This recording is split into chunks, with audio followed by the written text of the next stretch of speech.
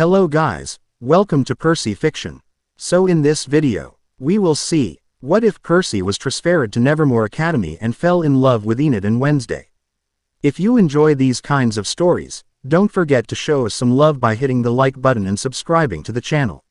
Your support means the world to us. Now, let's start the story. Chapter 1. Transfer at High Tide.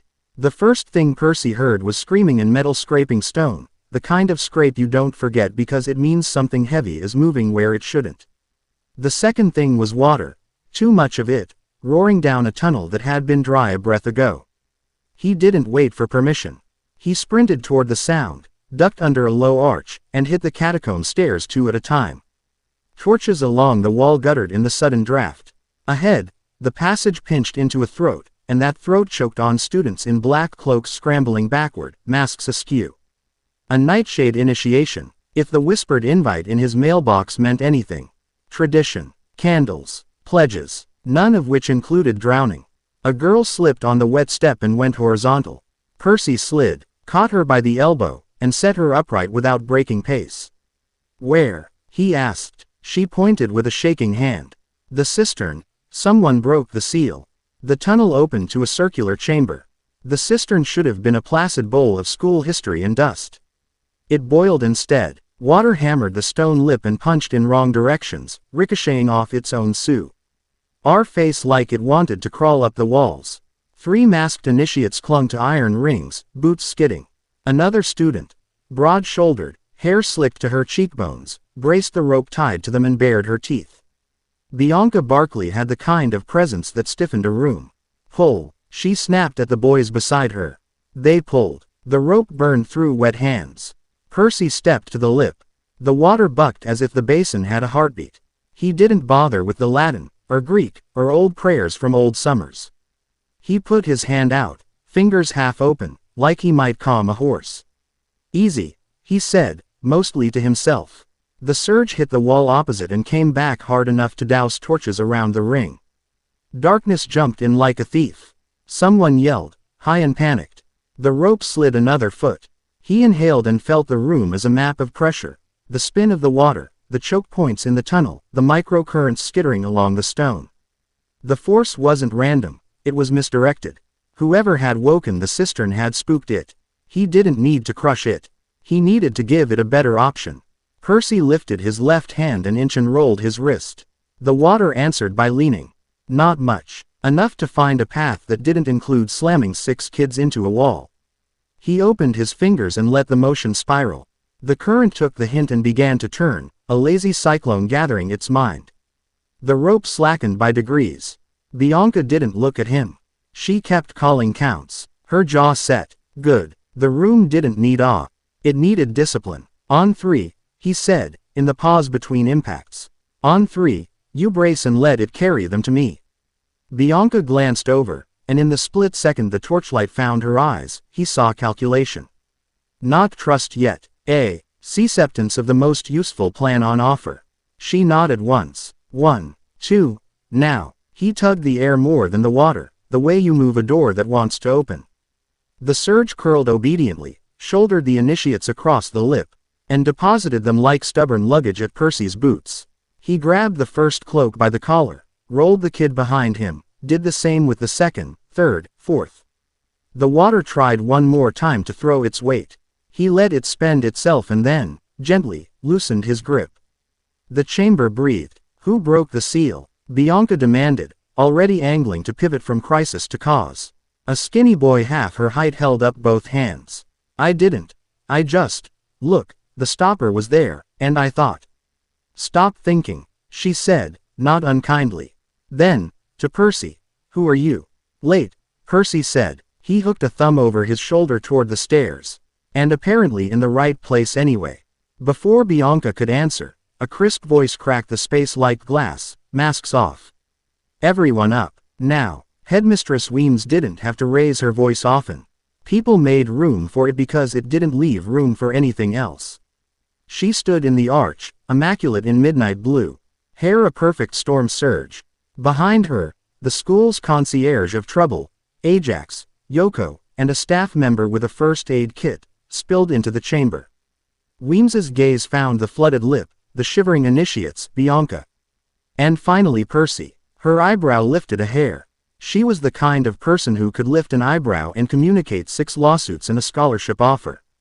You must be Mr. Jackson, she said. Would you like to explain why your first 5 minutes on campus involved breaking into restricted tunnels and re-engineering a cistern? Percy blew a wet curl off his forehead. Because people were about to drown. Acceptable paperwork. Weems held his eyes a beat longer than necessary. For tonight. Up. They climbed. Torches hissed back to life. The water settled into something almost ordinary. Percy felt the residue of motion the way one feels a bass line after the song stops. He kept his expression blank and filed away a sensation that had no business existing. The current had pushed back. Not mindless, but annoyed. Like the basin hated being a basin. On the stairs, someone bumped his shoulder.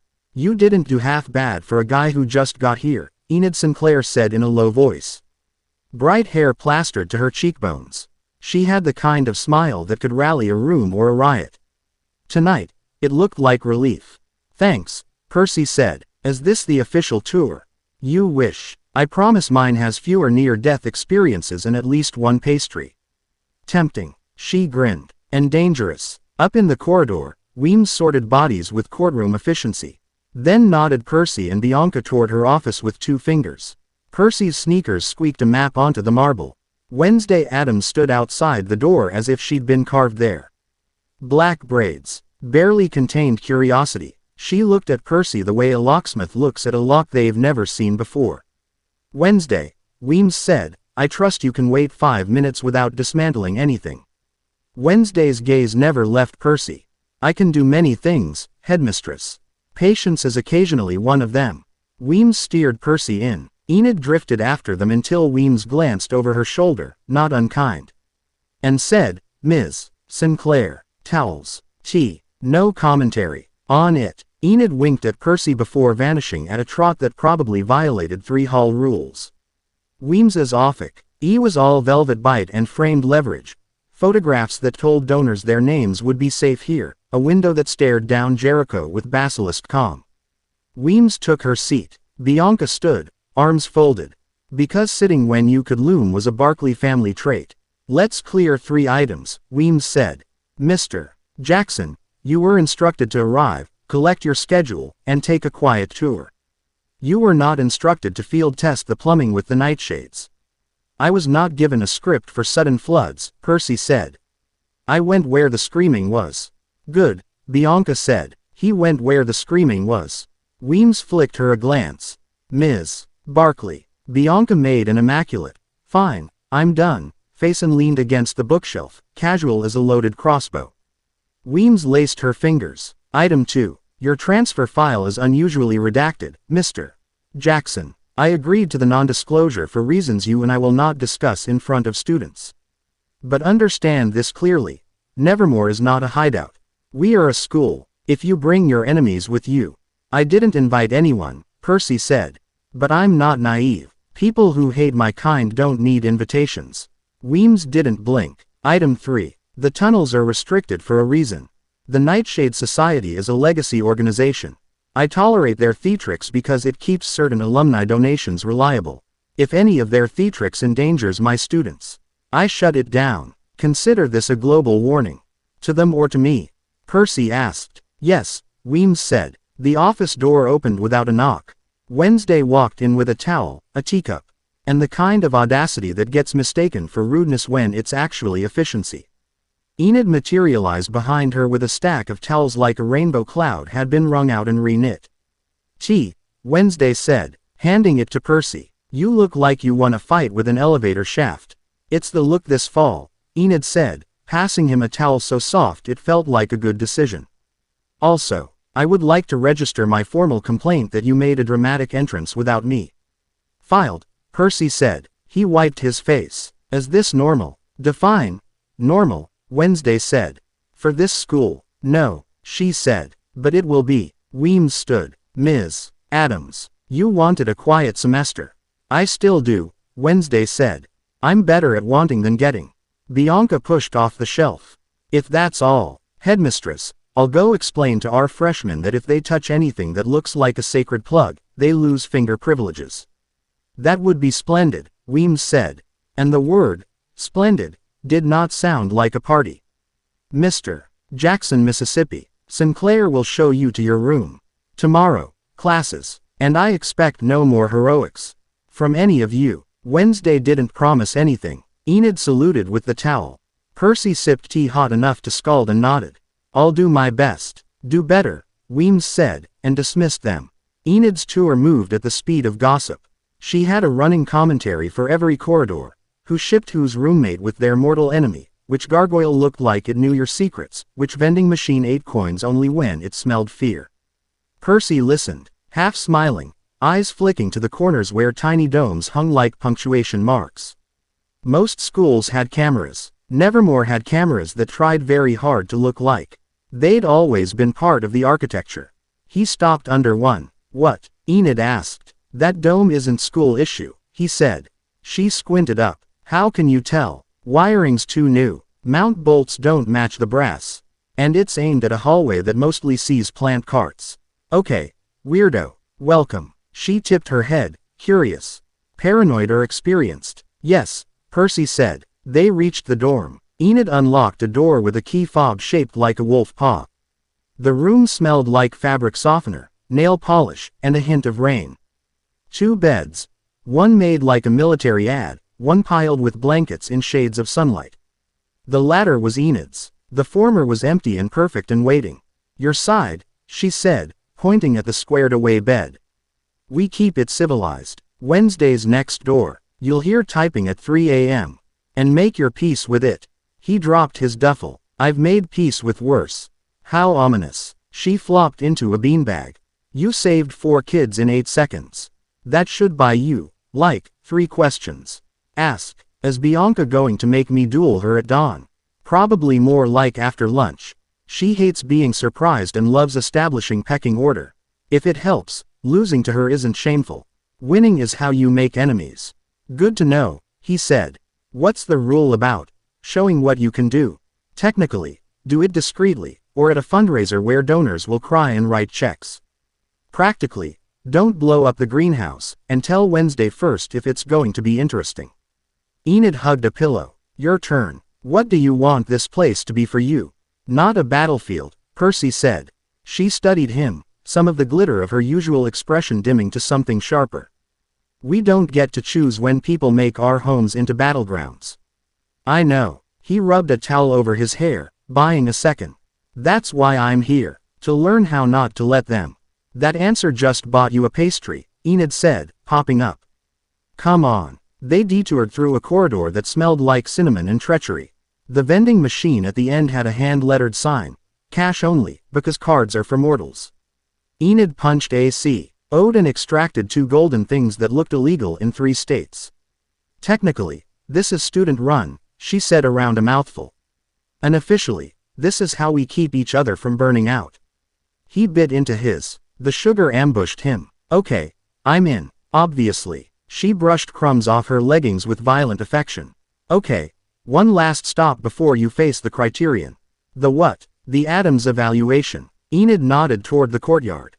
Wednesday sat on a stone bench under a black-limbed tree, a notebook in her lap, a pen with a nib sharp enough to do surgery.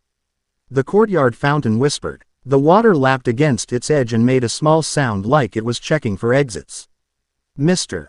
Jackson, she said, not looking up. You moved the cistern with minimal pomp.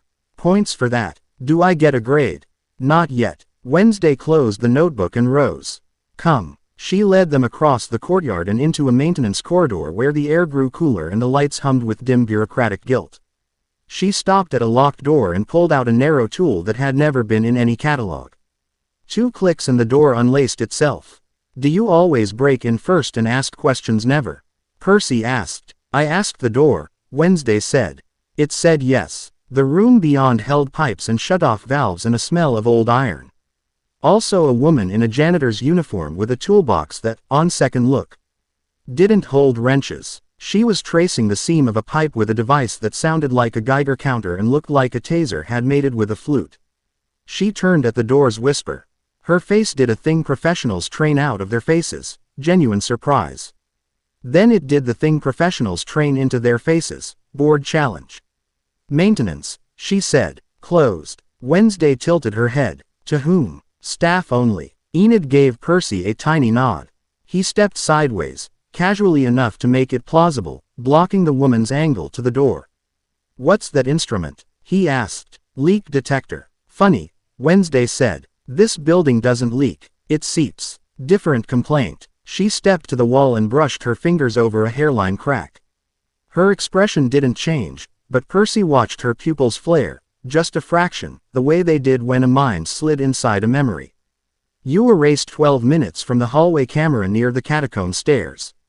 The woman's hand dipped toward her toolbox. Percy had already moved. He didn't grab her wrist. He caught the toolbox handle and lifted it an inch, just enough that her muscle memory reached for it in the wrong place and stalled her. Don't, he said, quietly. Something in the woman's posture decided that plan was compromised. She straightened, smiled, and took her hand off the box. You kids shouldn't be here. We're never where we should be, Wednesday said, dry. It's a brand. Enid's smile didn't reach her eyes. If you're going to install new cameras, maybe match the brass. The woman measured them again and made a call behind her eyes. I'll put in a ticket, she said, and walked past them with the toolbox, controlled and careful, like someone walking on ice that hadn't decided whether to crack. When she was gone, Wednesday stepped to the pipe and tapped it with her pen. The metal answered with a dull clunk, then a faint, almost not there echo. Like sound traveling through a throat that didn't belong to the pipe. We have guests, Wednesday said. Those aren't school contractors, Percy said. No, she said. They're tidy. We attract mess. Enid exhaled. Okay, so we have weird water, off-brand cameras, and a janitor with a musician's taser. That's a trifecta. Percy's skin prickled. The air had the taste of long storms. He didn't say it. He turned off the light. And they left the door as they found it, minus exactly one lock's illusions. Back in daylight, Wednesday handed Percy a folded slip of paper. You said you don't want this to be a battlefield. That's admirable. It's also unlikely. If you insist on remaining admirable, you will need time. What is this? A map of the wrong places, Wednesday said. If you must be a magnet, at least be an intentional one. He unfolded it. Someone had drawn the school's lower levels in spare lines. Red circles marked 5 locations.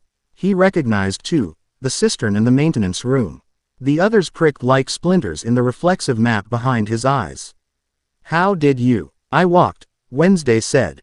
And listened. And drew. You are not the only person who can count currents, Mr.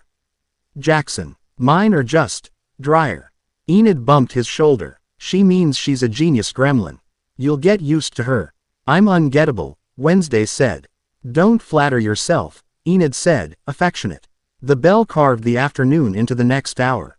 Students erupted from doorways, a wash of voices and color and the specific chaos of a place designed for people the rest of the world didn't know what to do with. Percy stood in it a moment and let the sound wash over him. He'd been in stranger places. He'd been in safer ones. He couldn't remember the last time a place ETED him with such unapologetic weirdness and asked him to catch up. Dueling court. Bianca called from across the courtyard. She had traded wet hair for a braid and carried 2 practice blades like an answer to a question no one had asked yet. After dinner. Protocol. Enid made a face at Percy that translated to, sorry not sorry, this is how we say hello. Fine, Percy said. After dinner. Bring whatever you used down there. Bianca said, jerking her chin toward the tunnels. I like to lose on honest ground. You can schedule that, Percy asked. Bianca's mouth curved. I can schedule anything. Dinner was loud and delicious and punctuated by a rumor storm that sounded like a dozen different versions of the truth argued by people who wanted to be right and safe at the same time. Percy ate until the buzzing in his bones quieted. Enid told a story about a haunted sewing machine that refused to make anything but capes. Wednesday debunked it and then, because she was an equal opportunity agent of chaos, admitted she'd let the rumor persist because it encouraged proper dramatic silhouettes. After, they walked to the dueling court, a stone rectangle lined with chalk circles and history. The air smelled like wax and light sweat, like effort distilled. Students ringed the walls, clapping each arrival into place. Bianca stood center and held out a blade. It was too heavy to be a toy and too plain to be ceremonial. Practical, like her. First to 3 touches, she said. No headshots, no mind tricks. Her gaze flicked to Wednesday. We play fair. I'm merely an observer, Wednesday said. And perched on the balustrade with the attention of a predator studying 2 other predators for research. Enid leaned close to Percy. Bianca respects people who don't flinch. And people who flinch but keep moving anyway. I'm excellent at both, Percy said. They took positions. Percy rolled his shoulder, feeling the micro soreness that always followed when he'd done too much too fast. He didn't plan to use the water. 1. It felt rude. 2. The impulse was already there, humming at the edge of his attention, and he needed to know he was making the choice, not letting the day's adrenaline drive. Ready? Bianca asked. Ready. She moved first, a clean line that would have scored on anyone who thought speed could be outstared. Percy didn't outstare. He stepped the angle and let her blade slide past his sleeve, then tapped her shoulder with his point. Light, respectful. 1. The judge called. Bianca exhaled, a grin ghosting across her mouth. Okay. She changed tempo. The second exchange was messier, not because she lost control, but because she wanted to see if he would. She feinted to the knee, spun to the ribs, then cut back up. Percy let her feint commit his foot, then surrendered that foot and stole the space behind her elbow. Touch. 2. The room murmured. Enid's hands were fists under her chin. Wednesday didn't smile, but her eyes warmed a degree, like someone deciding an experiment had potential. The third point Bianca chased like she meant to own it. She pressed. Blades clashed. His wrist stung. He gave ground without giving grace. She caught his sleeve, almost. And he felt the old temptation to lean on the thing the world feared him for. He didn't. He stepped, pivoted, let her strength pass him like a river around a rock, and tagged her hip with a clean, undeniable touch. 3. Silence held for a beat too long, then the room remembered noise. Claps. A whoop. A long, appreciative whistle from somewhere in the back. Bianca touched blades to him in salute. You don't fight like a wall, she said. You fight like. Please don't say. Water, Percy said. I was going to say. A very polite disaster. Bianca's mouth twitched. We'll do this again. Any time. She stepped close enough that only he could hear. If anyone tries to trade you, tell me first. He didn't let surprise show. Trade me. Nevermore has patrons, she said. Tone neutral coated steel. Patrons enjoy leverage. I don't enjoy watching my school sell people. Good to know, he said. Thank you. You earned it. She turned to the room. Go do your homework or whatever you people pretend to do before midnight. The crowd dissolved. Enid hopped the balustrade as if gravity were a rumor. You were, okay, I'm not going to gush. But I will say, swoon adjacent. Wednesday stepped off the rail. You refrained from theatrics. It would be vulgar to gush, but I am not displeased. Thank you for your rigorous restraint, Percy said. Anytime, she said. I have a question. I assumed. When you touched the cistern, she said, did it resist? He hesitated. Not because he didn't want to answer, but because the truth the taste of something that would be bigger when you said it out loud. Yes, he said. Not like a current, like a mood. I had a vision during dinner, Wednesday said, casual as a dagger set on a table partway through dessert. It was static, sliced and incomplete, which means it was about a choice, not a fate. Chains. Not one. Several. Water that didn't want a container. Enid tucked her hands into her jacket sleeves. Could we have, like, 1 week without cursed plumbing? No, Wednesday said, but we can have evidence. She gestured. Walk. They cut across the lawn toward the oldest fountain on campus. Its stone angel had given up on piety sometime around the 19th headmaster and now looked like it was guarding a joke only it found funny.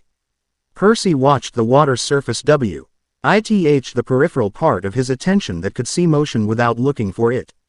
It was unbothered. Then, slowly, as if trying out a new word, a thin ring of wet formed above the usual tide line. And pointed itself, no metaphor, toward the town beyond the gates. Jericho. That's not creepy at all, Enid said. Wednesday drew quick sure lines, a miniature of the fountain and its new ring. The catacombs point. The pipes sing. The fountain gestures. Patterns ask to be answered. What do you want me to do? Percy asked. Tomorrow, Wednesday said. Tonight, sleep. Heroes make mistakes when they think they can outrun fatigue. You're not special enough to break biology. Enid bumped his elbow. Translation. We like you alive. Percy looked at them both. Two people who met danger like it had asked for a dance. One wielded curiosity like a blade. The other offered warmth like a shield she dared the world to dent and lost track of all the dents along the way. He hadn't come here for this. He hadn't come here for anyone. If he was honest, he'd come because people who hunted him only got braver when he stood alone, and he was very, very tired of losing ground for the sake of ideals that didn't learn how to fight. All right, he said. Tomorrow. They split at the dorm. Enid gave him a two-finger salute and a promise to smuggle muffins. Wednesday didn't promise anything. He stood in her doorway and watched him with that blade-bright attention until he closed his. The room was quiet. He put the borrowed towel over the chair back, lined his boots under the bed because chaos offended him less when his shoes were squared away, and lay back. He didn't try to fight sleep. It had faster hands. When the dream came, it didn't bother with symbols to warm him up. He stood on stone the color of old teeth. Above him, a circle of sky the size of a coin stared down. Around him, water pressed in thick as a crowd in a narrow street. Chains cut the water like spokes cut air. 9 of them. They didn't anchor to anything he could see. They just were. The water didn't move the way water should. It made the shape of an eye and blinked. He should have woken. He didn't. Voy. See, that wasn't a sound but a choice pressed against his mouth as if asking to use his lungs.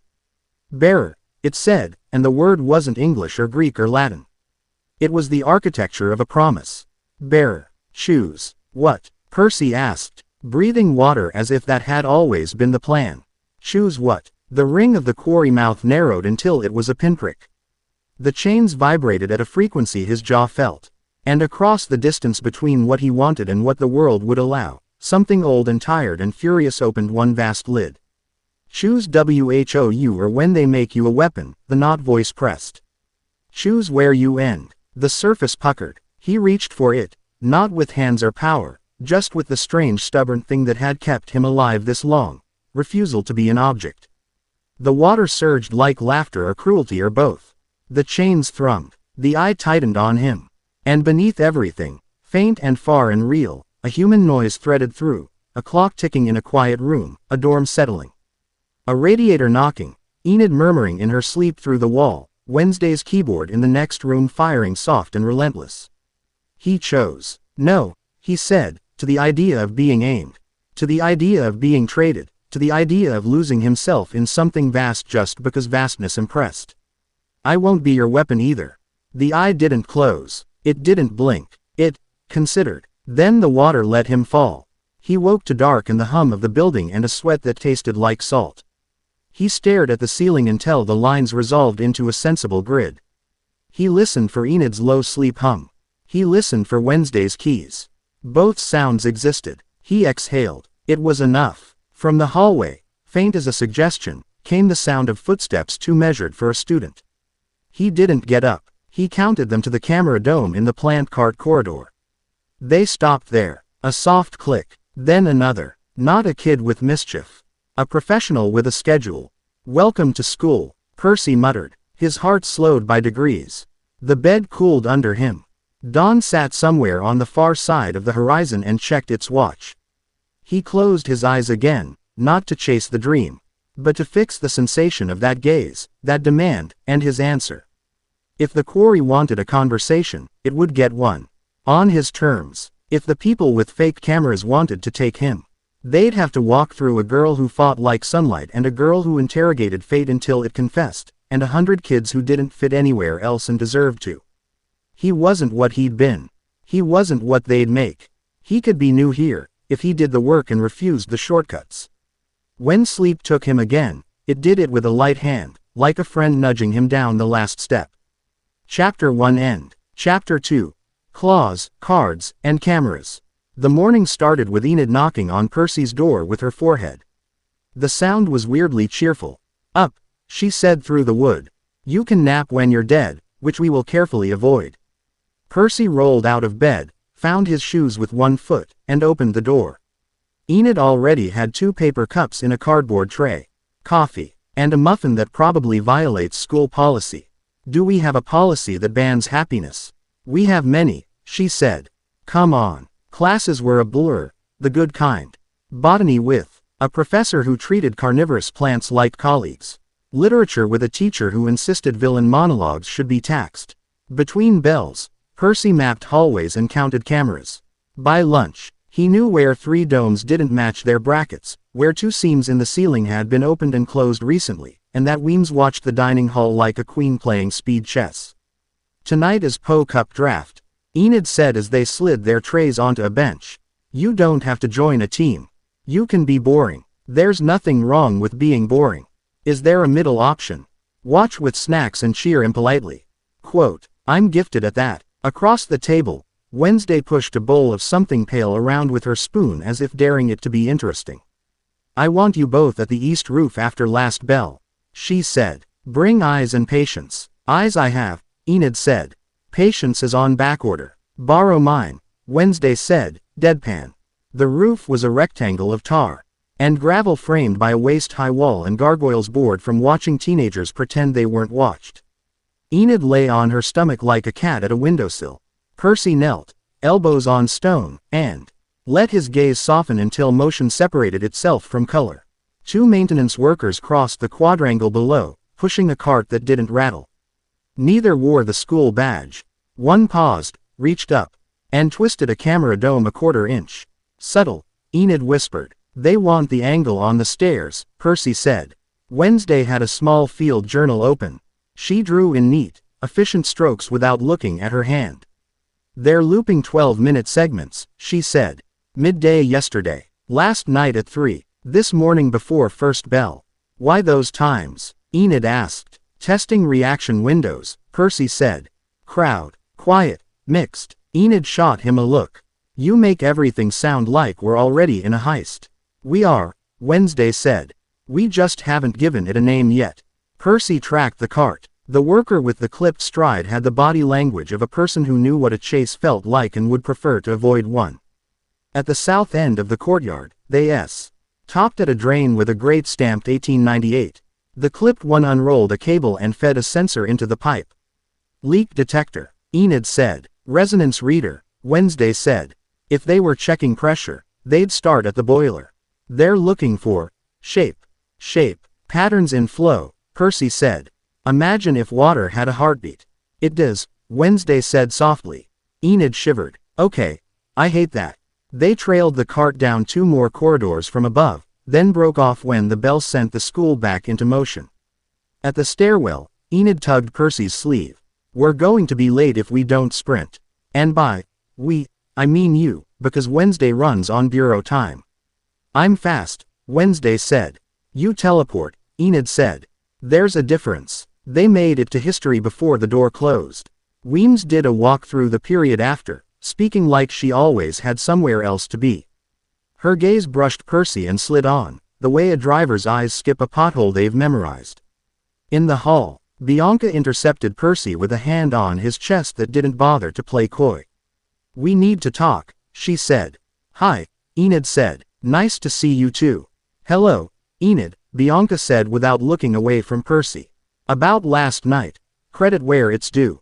You won. Don't get high on it." "I'm very down to earth," Percy said. "Gravity and I are close." "Good." Bianca stepped in, enough that the hallway noise dimmed. "Do not turn my school into a battleground." Percy kept his voice easy. "You picked a fight with me before you picked a conversation." "I picked order," Bianca said. "Order keeps freshmen alive." She dropped her volume. "Those contractors, they're not ours. If they want you, they'll make it look like a plumbing incident. If you bring the sea into my house, I will turn you into a story we tell about the kid who learned to follow rules." Enid held up a finger. "Counterpoint. He already saved 4 kids in your house." Bianca flicked her a look that was half respect, half warning. She returned to Percy. If you're staying, stay smart. Don't make me choose between you and the people I'm supposed to protect. You won't have to, Percy said, and meant it. Bianca studied his face for the lie she wanted to find and didn't. Fine, she said. Poke up tonight. Stand with my team or don't. But if I signal you, you see and you move. She stepped back. Welcome to Nevermore, Jackson. When she was gone, Enid exhaled. Low-key stressed. She is. Because she cares. Which she expresses by treating everyone like they're a chess piece. I've been worse things, Percy said. He felt a tug to check the plant cart corridor. He ignored it for class, then gave in after last bell, cutting through a side hall that students used to pretend they needed fewer stairs. He looked like a kid with somewhere unimportant to be. He arrived at the dome that didn't match its bracket and saw a smear of thumb oil by one screw. Fresh. He reached for the screw. A voice behind him said, "Don't." He froze, then turned slowly. The janitor from yesterday, flute taser woman, stood 10 feet away. She carried a different toolbox. Her uniform looked like fabric had been bullied into submission. "You have hands," she said. "Please keep them. That live feed assembly will bite." "School maintenance?" Percy asked. "Outsourced," she said, which answered nothing. "If there's a leak, I'll fix it." "What about a loop?" She blinked slow. "Kids and their TikToks. Cute," he said. "Down in the tunnels, are you installing anything that hums even when it's off?" She let a second go by so he could notice the thought she wasn't saying. "I don't know what's down there," she said. "I'm only here to make sure pipes don't burst." "Good. I hate bursting." He smiled like a tourist. "Have a good one." He left with his hands visible. He could feel her watching his back the whole way down the hall. On the east roof again at twilight, the campus gleamed in the way place. Aces do when everyone is trying too hard to act normal at the same time. Wednesday lay the journal on the wall and nodded at the quad. 2 contractors, she said. 3, if you count the one who never looks up.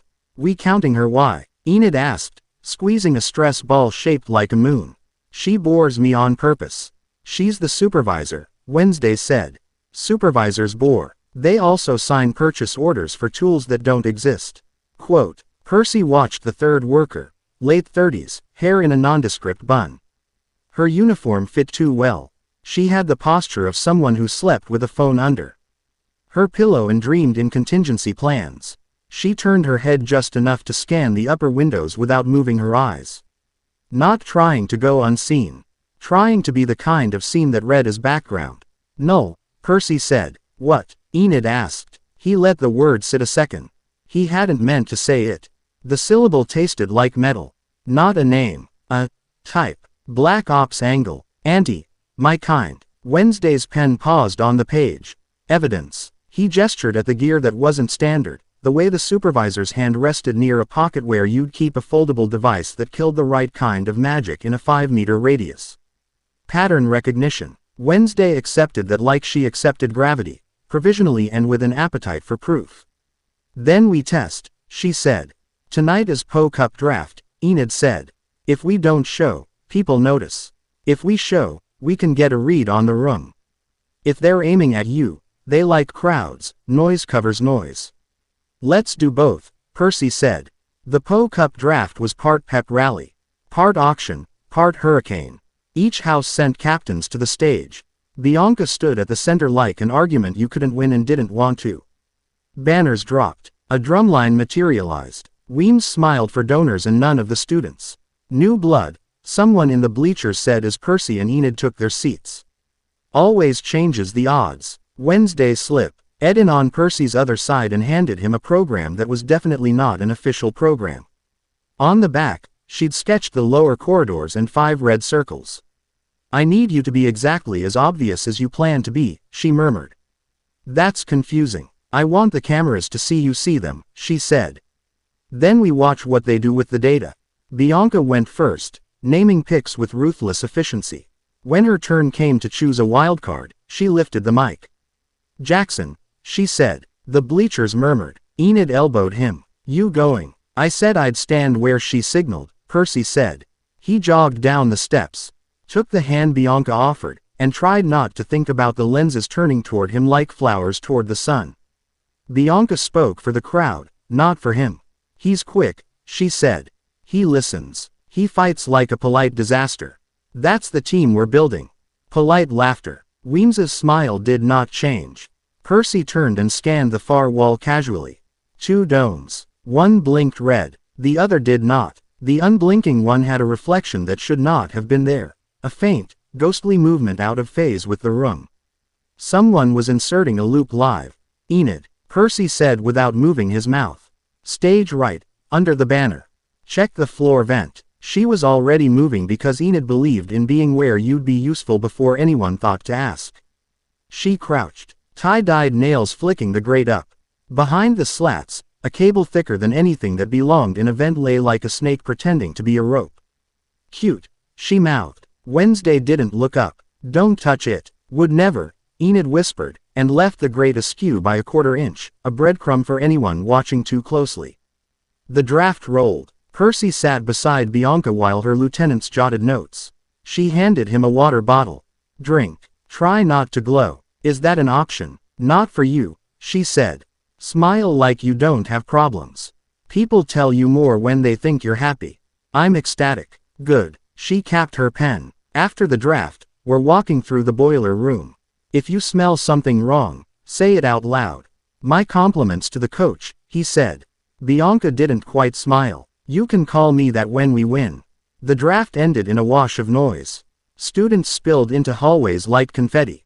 Bianca cut left, then right, then down a staircase that smelled like copper pennies and beeping. The boiler room sat behind a door with a padlock that had seen better heists. Bianca produced a key without looking at it. Inside, the air hung heavy with heat and history. The old boilers had been gutted and replaced with sleek modern tanks that hummed like cats sleeping under blankets. Percy closed his eyes and let his skin pick up what his eyes couldn't. The pressure lines made sense. The temperature map was consistent. The sound, though, the sound had a wrinkle under it, a high, mosquito-thin whine. Right, he said, and walked between tanks to a cinderblock wall where a pipe ran neatly into brick and then didn't.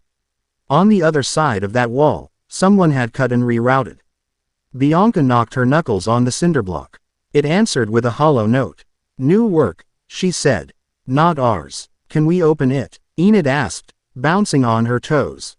Quietly, Wednesday said. No. Bianca studied the wall. We don't need to, she said, and turned to Percy. Can you feel whether it's pumping or listening? Percy set his palm on the pipe and let thought get out of the way. There, faint as a song through a closed door. He felt the push and pull of water being sampled in micro increments, the way you'd test a patient's pulse at the risk to detect arrhythmia. Listening, then, not for leaks, for rhythms. Eavesdropping, he said. Bianca swore under her breath. Weems will love this. Weems will hate it and act like she loves it in public, Wednesday said. Useful distinction. Enid pressed her ear to the pipe and made a face. Okay. I don't have your weird ocean Wi-Fi, but even I can tell that is not a normal hum. Humans built this, Percy asked. Humans love building things that cancel other things, Wednesday said. Cool and horrible, Enid said. They left the boiler room intact. Wednesday replaced the lock. Bianca's jaw had a muscle ticking in it, which was good. A calm Bianca was dangerous, a controlled angry Bianca was useful. They regrouped in the courtyard as evening slid its hand over the sky. The old fountain gurgled its low commentary. Percy had learned the statue's chipped wing and the hairline crack near the base. He would have noticed any change. Which is why he saw the ring form. A wet line climbed a finger's width above the usual level, made a crisp circle, and then, Delhi. Beratedly, opened like a mouth pointing toward Jericho.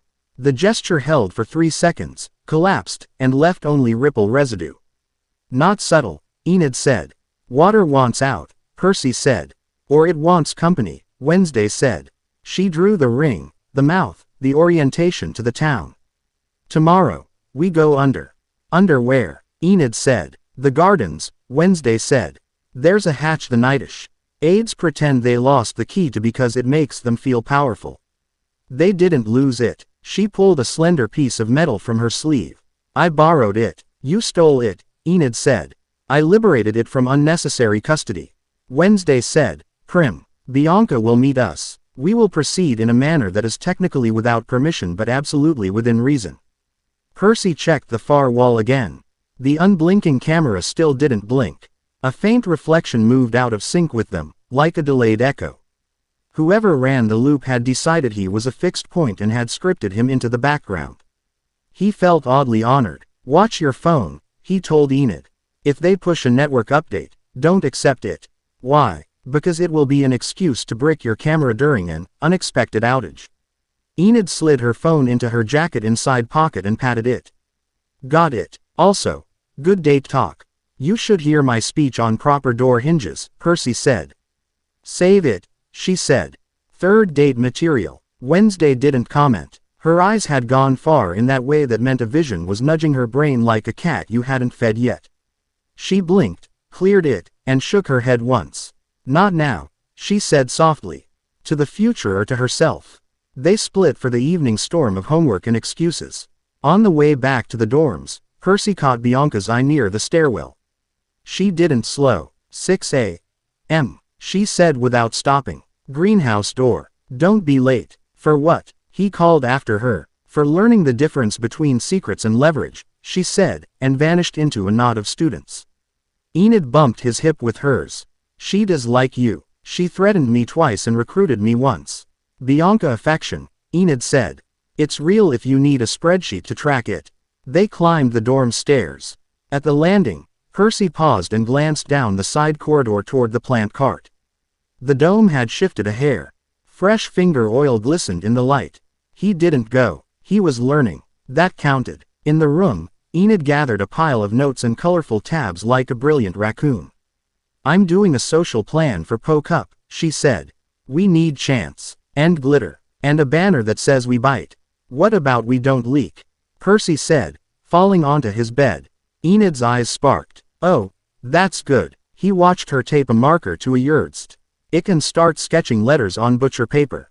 The quiet between them felt like a friend that knew when to talk and when to hold the other end of the tape. He picked up a roll without being asked. They worked a while, stupidly satisfied at making something that would exist tomorrow. Hey, Enid said without looking up. You sure about being obvious tonight? No, he said, but if they think they're winning because I pretend I can't see them, that's worse. Well, she said, mouth curving, if they're going to watch, I hope they enjoy the show. We're cute. He laughed, the kind that took pressure off the ribs. We're terrifying. That too. Later, when the hall noise thinned and the dorm settled on its foundation, Percy sat on the edge of his bed and listened. Pipes talked to each other in the bones of the building. The fountain's voice came through as a soft, continuous hush. Somewhere down a hall, someone practiced a violin without committing to volume. In the distance, low and steady, a machine that didn't belong hummed like it had plans. He stretched, killed the light, and lay back. Sleep came in slices. In one of them, he dreamed of walking along the garden wall with a key that didn't look like a key and a girl who could make rules hold still with a sentence. In another, he dreamed of Enid's hand closing around his wrist as a current tried to shift him a half-step left. In the last, he dreamed nothing at all, which he took as a kindness. At 4, he woke with his heart doing a sprint in place and didn't know why. He sat up, swung his feet to the floor, and waited for the racing to bleed out of him. Footsteps in the hall, slow, measured. He held his breath and counted. They stopped outside the plant cart corridor. Soft clicks, then silence. He exhaled through his nose and lay down again. Tomorrow, he said to the ceiling, to the pipes, to whatever had looked at him from under the quarry. You can wait. Dawn was a rumor edging under the blinds when his alarm went off. He silenced it before it could decide who it wanted to be. Enid made an aggrieved noise into her pillow, then rolled over and squinted at him. You're up early, she said. Coach's orders, he said. She smiled. Try not to get sold to a donor before breakfast. I'll put it on the list. He tugged on a sweatshirt and stepped into the corridor. The air smelled like cold stone, old wax, and fresh decisions. He passed the plant cart dome and didn't look up. In the courtyard, the fountain was quiet. The water sat where it sat. Steam curled off the greenhouses in thin threads. Bianca stood at the door in a coat sharp enough to cut you and held a key that was older than everything but the ground. Ready. she asked. For what? Percy said. Bianca unlocked the door. For the part where we stop pretending this is about pipes. Chapter 2 end. Chapter 3. Nightshade Schism. Bianca's key turned and the greenhouse door side opened to wet air and leave shadows. She didn't waste time with a speech. She crossed between tables of sleeping orchids and pressure-misted ferns, stopped at a flagstone with a hairline seam, and kicked the corner twice. The stone shifted. A steel ring revealed itself like an apology. Lift, she said. Percy gripped the ring. Enid planted her boots beside him. Together they heaved, and the hatch rose on hinges that had been oiled recent. TLY by someone who wanted to hide the fact that it had been used at all. You maintain this? Percy asked. Bianca's mouth tilted. I maintain this from being used by idiots. Wednesday dropped in first without ceremony. Percy followed. Then Enid. Bianca last, pulling the hatch down to a slit that let in a ribbon of green light before sealing them in cool dark. The ladder ended on a shelf of old brick. The tunnel ahead smelled like damp paper and a secret no one wanted to own. Wednesday's flashlight sliced a clean cone through the dust, painting brass plaques on the wall. Owen 1898, Blackwood 1909, Fletcher 1923. Names that let donors believe walls made them immortal. Enid wrinkled her nose. Whoever designed this was allergic to joy. Whoever designed this, Bianca said, liked control more than oxygen. They reached the nightshade door, a circle of oak banded in iron, carved with ravens and flourishes that tried too hard. Wednesday produced the slim key she'd liberated, and set it lightly in the lock. She didn't turn it. Ready? She asked, without looking back. Define, Enid said. Wednesday turned the key. The lock gave with a well-bred click. Inside, the chamber pull, said with low light and the kind of curated history that made Percy's shoulders itch. Display cases. Framed oaths in gilded script. A table so polished it had opinions about fingerprints. Half a dozen students were already there, talking in clipped bursts that stopped when Bianca entered. Conversations of the powerful tend to remember their pauses. A senior with a blazer clean to within an inch of its life spoke first. Captain Rook, Bianca said. Meeting. Rook straightened. Now, we don't have quorum. We have enough, Bianca said, and slid into the head chair like the chair was lucky. Agenda. External contractors infiltrating campus infrastructure, camera loops on key corridors, and a resonance reader in the boiler room. Also, Mr. Jackson. Every head turned. Enid lifted her hand in a tiny wave. Percy kept his face open, neutral. Wednesday leaned a shoulder against the wall and became a fulcrum. Rook steepled his fingers. Jackson attracts attention. This school history. Callie discourages students who attract attention. That was before students with attention saved 4 students from drowning, one of the juniors said. He did that in 6 seconds. 5, Enid corrected, because she'd counted. Rook's gaze flicked. Noted. The point stands. The Nightshades exist to protect Nevermore, not to become a headline. If the outside wants him, the solution is obvious. That we hand him over, said a girl with hair like ink and a tone sharpened by money. Politely. With guarantees. Pass, Percy said. No one asked you, she said. I'm not furniture, he said. If you plan to move me, you should hear me say no. Bianca tapped the table once. He stays. The only people who get handed over in my school are those who chose harm.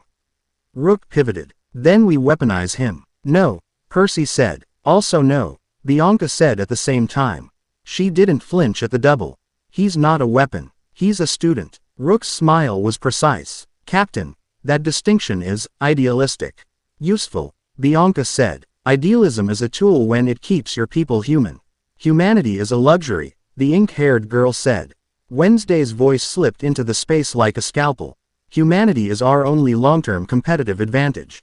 Monsters don't do community. Heads turned because Wednesday didn't waste words. She met their stares without heat. We can be a secret police. We will lose. We can be a cult. We will rot. Or we can be what we tell the freshmen we are, a shield with a brain. Rook's jaw ticked. And your actionable plan. First, stop pretending the contractors are a leak team. They're a hunting party. The devices in the pipes aren't measuring pressure, they're sampling rhythm. Water is an archive. Someone's trying to read it. Second, Percy said, Sliding the boiler room map onto the table, you have a reroute behind cinderblock 6 feet back of the south tank. New, not yours. We leave it intact so we can see what it listens to. Enid dropped a photo, grainy, but usable, of the vent cable at the Poe draft. Third, they laid a line under the bleachers. If they wanted a bomb, they'd go for load bearing. They wanted eyes. Fourth, Bianca said, and set down a box file. Nightshade has archival sewer maps showing 4 old conduits from the quarry to campus. If those are open, we have more problems than privacy. Rook reached for the file. Bianca kept a hand on it. Which brings me to rules. We don't trade students. We don't coronate weapons. We protect the school. We hunt the hunters without burning our own walls. Any objections? The ink-haired girl lifted a hand. What if the donor class objects? Tell them to be brave with their wallets, Bianca said. Or behave. A freshman near the end of the table spoke without meaning to, too honest to stop herself. My sister's on scholarship. If donors pull, Bianca's expression softened by a millimeter. Then we find other money. The price of safety is not our souls.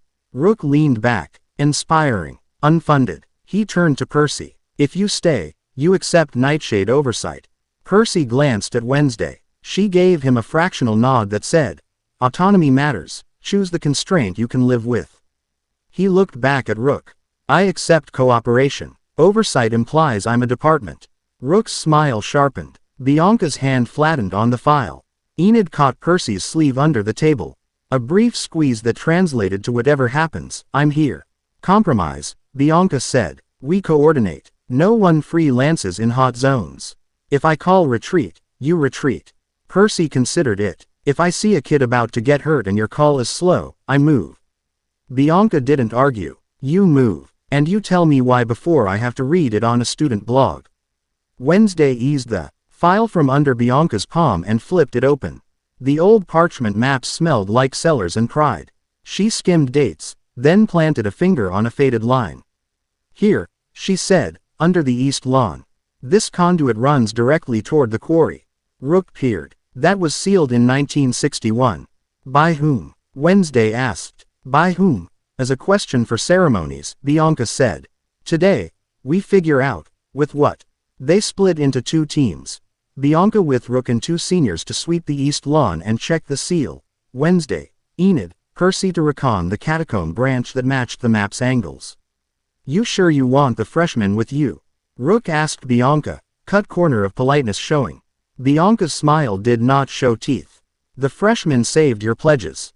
They're with me. He didn't push it. People rarely did when Bianca decided a point. The lower corridor pushed stale air into their faces as they moved. Wednesday set a light. Enid ran point like a short-range radar. Percy floated between them and the dark. Counting footfalls, mapping pressure. Your dueling last night was a thing of art, Wednesday said, offhand, as if she were picking a thread out of the past to test its tensile strength. Thank you, Percy said. You didn't rely on your gifts, she said. I don't like being predictable. Wednesday's pen scratched as she updated her tiny map. Power constrained is still power. People forget. Enid looked back, walking backward because balance obeyed her most of the time. People like Rook. People like anyone who mistakes legacy for competence, Wednesday said. Enid grinned. Your kindness will be the death of me. Wednesday blinked slowly. My kindness is well hidden. You're safe. They found the side passage by smell before they saw it, an old M. A narrow tang that didn't match the catacombs' damp. A low arch bent them into a narrower throat. Ahead, a faint glimmer pulsed, irregular, like light reflected off moving water that wasn't there. Enid crouched and put a palm to the floor. Current, she said, surprised. Dry, but, current. Percy pressed his fingers to the stone. The floor carried a whisper like a heartbeat buried under blankets. The quarry's pushing pressure. The stone is telling on it. Spare me, Wednesday said. Stone gossip. They followed the pulse. The corridor ended at a sealed door that someone had plated over with a rectangle of riveted iron. If you ignored the tiny welded loop at the bottom, you might believe it had been undisturbed for decades. Wednesday did not ignore the loop. Pull, she asked. Enid tried. It didn't budge. Percy stepped in, finding a grip that didn't pinch skin. He leaned his body into it with the exact amount of force that respected the unknowns and the need for speed. Something gave. The plate lifted a breath and then jammed, like it had been designed to open only for the right combination of pressure and angle. Wednesday slipped a wedge under the edge and nodded at Percy. Again. He pulled with a twist. The rivets complained. The seam popped. Cold rushed out from behind the plate, new and old at once, the scent of places that see light twice a century. They eased the plate aside. Behind it, a circular door waited, embossed with a symbol time had almost erased. Enid wiped dust with her sleeve and drew back in a tiny shiver. As that, she started. Wednesday leaned in. A chain, she said. Stylized. Quote, 9 links curved in a circle like a crown made of anchors. Percy exhaled through his teeth. The dream pressed a thumb to his sternum. What's behind it? Enid asked, quieter. Not the quarry, Percy said, though he didn't know why he knew. He touched the metal. It felt cool with a coolness that didn't belong in a tunnel this far from daylight. It's a gate to an old conduit. Wednesday cocked her head. How poetic. I meant literal, Percy said. But yes. Gates are rarely metaphor-free. Wednesday pressed her ear to the door. No voices. No mechanical hum. She reached into her sleeve and produced a narrow strip of black paper studded with silvery dots. She smoothed it over the seam, then peeled it back. The dots shimmered, reordering themselves. Glyph dust, Enid said. Since when do you carry glyph dust? Since I decided to stop waiting for other people's fingerprints, Wednesday said. The pattern pulsing across the dust wasn't random. Cross hatches. A double curve. A tiny chevron that pulsed with residual energy like a heartbeat. Percy knew enough to know when he wasn't the expert. He looked to Wednesday. She frowned. This is new work. How new? Enid asked. As in, not from 1961, Wednesday said. Someone sealed this, but not with our ancestors' romances about purity. This is a mimic glyph. Enid bristled. Which mimics what? An old seal, convincingly enough to fool a quick inspection. But whoever did it left a modern tail on the binding, a signature that lets them find their fake again. Wednesday scraped a corner and showed them the smear of metallic dust on her finger. Industrial, not artisanal, contractors, or someone who wants to look like contractors. Percy's mouth went dry, not from fear, from recognition. Null camouflage. They make their interference look like maintenance, and their maintenance look like history. Charming, Enid said. Can we undo it? Not without setting off something loud, Wednesday said. And our friends upstairs would hear. We gather data. We don't detonate. Enid peered at the dust-streaked seam again and then stepped back. I hate that I'm learning patience. Adaptation, Wednesday said, and slid the iron plate back into place so efficiently it was rude to gravity. They retraced to the main corridor and met Bianca's team at the T-junction. Bianca's braid had come loose. She didn't seem to notice. Rook carried a folder like a shield and looked mildly offended by air. Report, Bianca said. Fake seal on the catacomb gate, Wednesday said. Mimic glyph. New work disguised as old. East lawn conduit, Percy asked. Rook lifted his chin a fraction. Sealed. Sealed, Enid said. Our donor sealed. Rook's ears pinked. Bianca answered. We found a weld that doesn't match school work orders. It holds, for now. She glanced at the distance beyond their shoulders. Weems wants deniability. That means we act like amateurs until amateurs stop showing up. And the contractors, Percy said. Gone, Bianca said. For now. Not gone, Wednesday said. Relocated. They'll be back with better lock picks. Rook cut in before Bianca could. If we invite a war, we will get a war. I propose we hand the file to Weems, increase patrols, and constrain Jackson's movements to classes in the dorm. Appear boring, and the problem resolves itself. Enid laughed without humor. Rook, sweetie, the problem doesn't care whether Percy looks bored. Bianca looked between them, and for a moment, Percy saw the weight she carried the way a beam sees the roof. She could force consensus. She didn't. Vote, she said. Option A. Quarantine and quiet. Option B. Controlled counter-surveillance and active protection. Hands rose. The room split like a poorly proofed loaf. Rook's block went up for a 4 hands, tight. Bianca's, Wednesday's, 3 others for B, 6. 2 stayed down. Freshmen who had seen water in their lungs last night and D not decided whether to trust courage or comfort. Bianca counted and didn't gloat. B carries. We act like brains with teeth. Rook's jaw hardened. I note my dissent. Noted, Bianca said. Bryn. G me donor names who will have an aneurysm if I push this, and I will make them a tour that calms them. He hesitated. You'll placate them. I'll make them allies, Bianca said. Different verb. Same homework. She gathered the file. You will help. Percy respected her more for that than he would have if she'd steamrolled him. People who used opposition to steer the ship kept it afloat longer. They dispersed. Rook's people vanished down one corridor. Wednesday stood a second, listening to something inside her head. Enid touched Bianca's elbow, a small, friend move, the kind you make wit. Out thinking and then notice because you've made it 100 times. You're doing the thing, Enid said softly. Where you carry the building and pretend it's light. Bianca exhaled through her nose. A smile tugged. Quick, private. Don't get sentimental on me in tunnels, Sinclair. Never, Enid said. Only in stairwells. Wednesday's eyes refocused. Upstairs, she said. Now. They climbed faster than gravity preferred. The greenhouse air hit them with a slap of wet sweetness. Students crossed the lawn in clumps, unaware of the thin line that had just been drawn under their feet. Weems stood near the fountain, talking to a man in a city suit with a smile that had a mayor's teeth. Council member, Percy guessed. His handshake looked like he'd practiced it on donors' wrists. Politics, Bianca said under her breath. My favorite sport. Weems clocked them without looking, a tiny angle of the head. Wednesday's gaze flicked to the fountain, and Percy felt it too, the shift in pressure, the hush before a wave. The way the earth sometimes forgets which way gravity aims. The water in the basin rose an inch. 2. Students stopped mid-sentence. Phones came out like birds startled into flight. Don't. Bianca snapped at the nearest kid with a camera.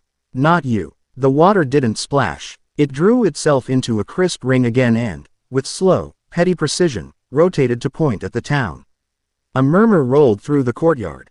Someone laughed, high and brittle. Then the fountain went still. The hush held, and broke somewhere else. A freshman sprinted across the grass, breathless. The river, he gasped. By Jericho Mill. Weems was already moving. Bianca. With me. The rest of you. On it, Bianca said, grabbed Percy's sleeve, and ran. They cut through the gat. Ian hit the road at a pace that made the town blur. Enid kept up because Enid always kept up. Wednesday didn't run so much as fold distance into easier shapes. The air cooled. Trees spit late leaves underfoot. When the river came into view, it came with a mistake built into it. The surface ran backward. The current fought itself. Half pushing toward the lake, half pulling toward the quarry lick.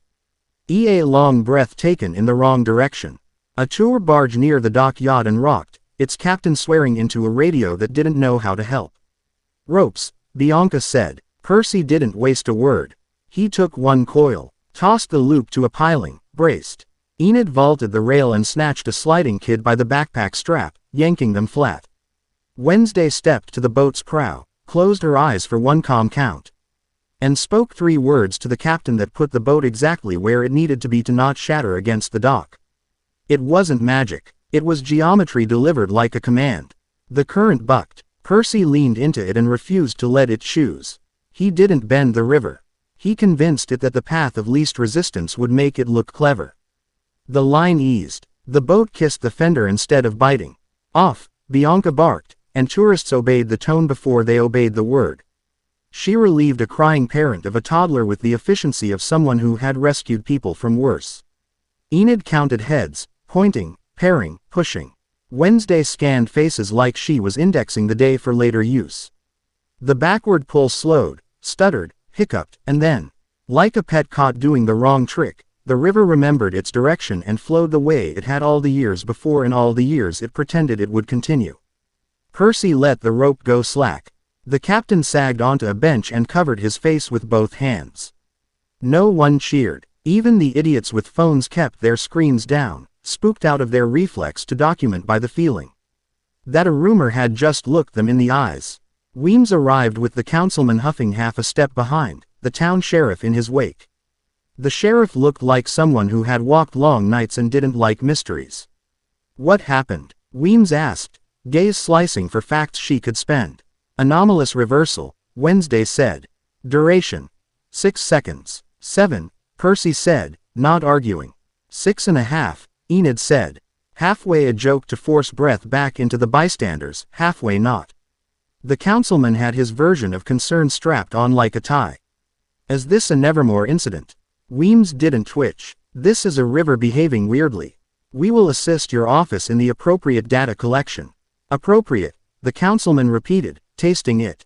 Your students will not stage anything that worsens optics. My students will not drown in your river, Weems said, pleasant as poison tea. You're welcome. The sheriff cut a look at Percy. You one of hers, I'm one of mine, Percy said evenly. The sheriff's mouth acknowledged the answer with a ghost of a smile. Stay out of my tape and I'll stay out of your hallway. For now. Deal, Percy said. Bianca leaned close without leaning. Weems will need clean angles. Get off the record. Right, Percy said. They moved back from the crowd.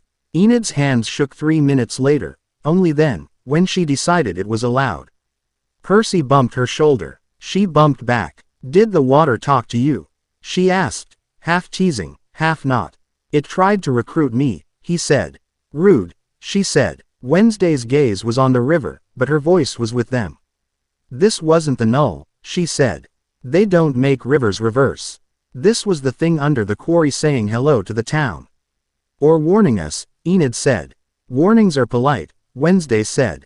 This was curiosity. Curiosity can drown people, Percy said. Curiosity has drowned me twice, Wednesday said. I'm still here. A siren wound up the road. Press huddled. Weems leveled a statement that managed to say nothing and calm everyone anyway. Bianca excused herself to talk to a donor who had emergency concerns about liability and had arrived with a checkbook and the soul of a fish. On the walk back, Enid stopped at the bridge and leaned on the rail. The river ran the right way again, stubbornly normal. If they come for you, she said, we're not trading you. I know, Percy said. Say it back. We're not trading me, he said. And I'm not making you choose between me and your school. She looked at him then, eyes warm and fierce. That's not your choice to make alone. Quote. He held her gaze. Okay. Together. Wednesday rested her notebook on the rail and sketched the bridge's shadow on the water. At some point, she said, the null will stop pretending to be repairmen. They tried to null me near the boiler, Percy said. A pocket field. 5-meter radius. I got sloppy for half a second. If Enid hadn't, I didn't do anything except stand where you weren't. Enid said. You did the rest. Don't minimize your own syntax, Wednesday said, because praise from her always sounded like a technical correction. She closed the notebook. We need the nightshade maps secured. If the null used a mimic glyph once, they will use it again. Bianca texted then. Emergency check. Archive room. Now. They jogged. Cut through AS. Chul that smelled like wet coats and adrenaline. The nightshade chamber was not empty. The display case holding the archival map file lay open like a mouth with a broken tooth. The file itself sat exactly where it had sat before. That was the problem. Wednesday didn't touch it. She studied the dust around the brass pulls. Someone replaced this. How can you tell? Enid asked. The dust pattern's too perfect, Wednesday said. Someone set the file down and sprinkled authenticity. She pinched the corner of the top map and peeled back a millimeter. Beneath the parchment, a wafer thin mesh. Winked. A nest of hair-fine threads like a spiderweb designed by an engineer who hated poetry. Mimic glyph, Wednesday said. Again, and this time with a listener embedded. Bianca swore, a word with classical roots and modern teeth. They took the original, she said. Left us a copy that talks. To whom? Percy asked. Whoever activated it, Wednesday said. We can't look at another page without feeding them. Rook stepped in behind them, stopped, and took in the case with a neat intake of breath. We're compromised. We were compromised yesterday, Bianca said. Today we are informed. Rook's eyes went to Percy. Your presence. Rook, Bianca said, letting the warning in her voice wear no perfume this time. He shut his mouth. Not submission.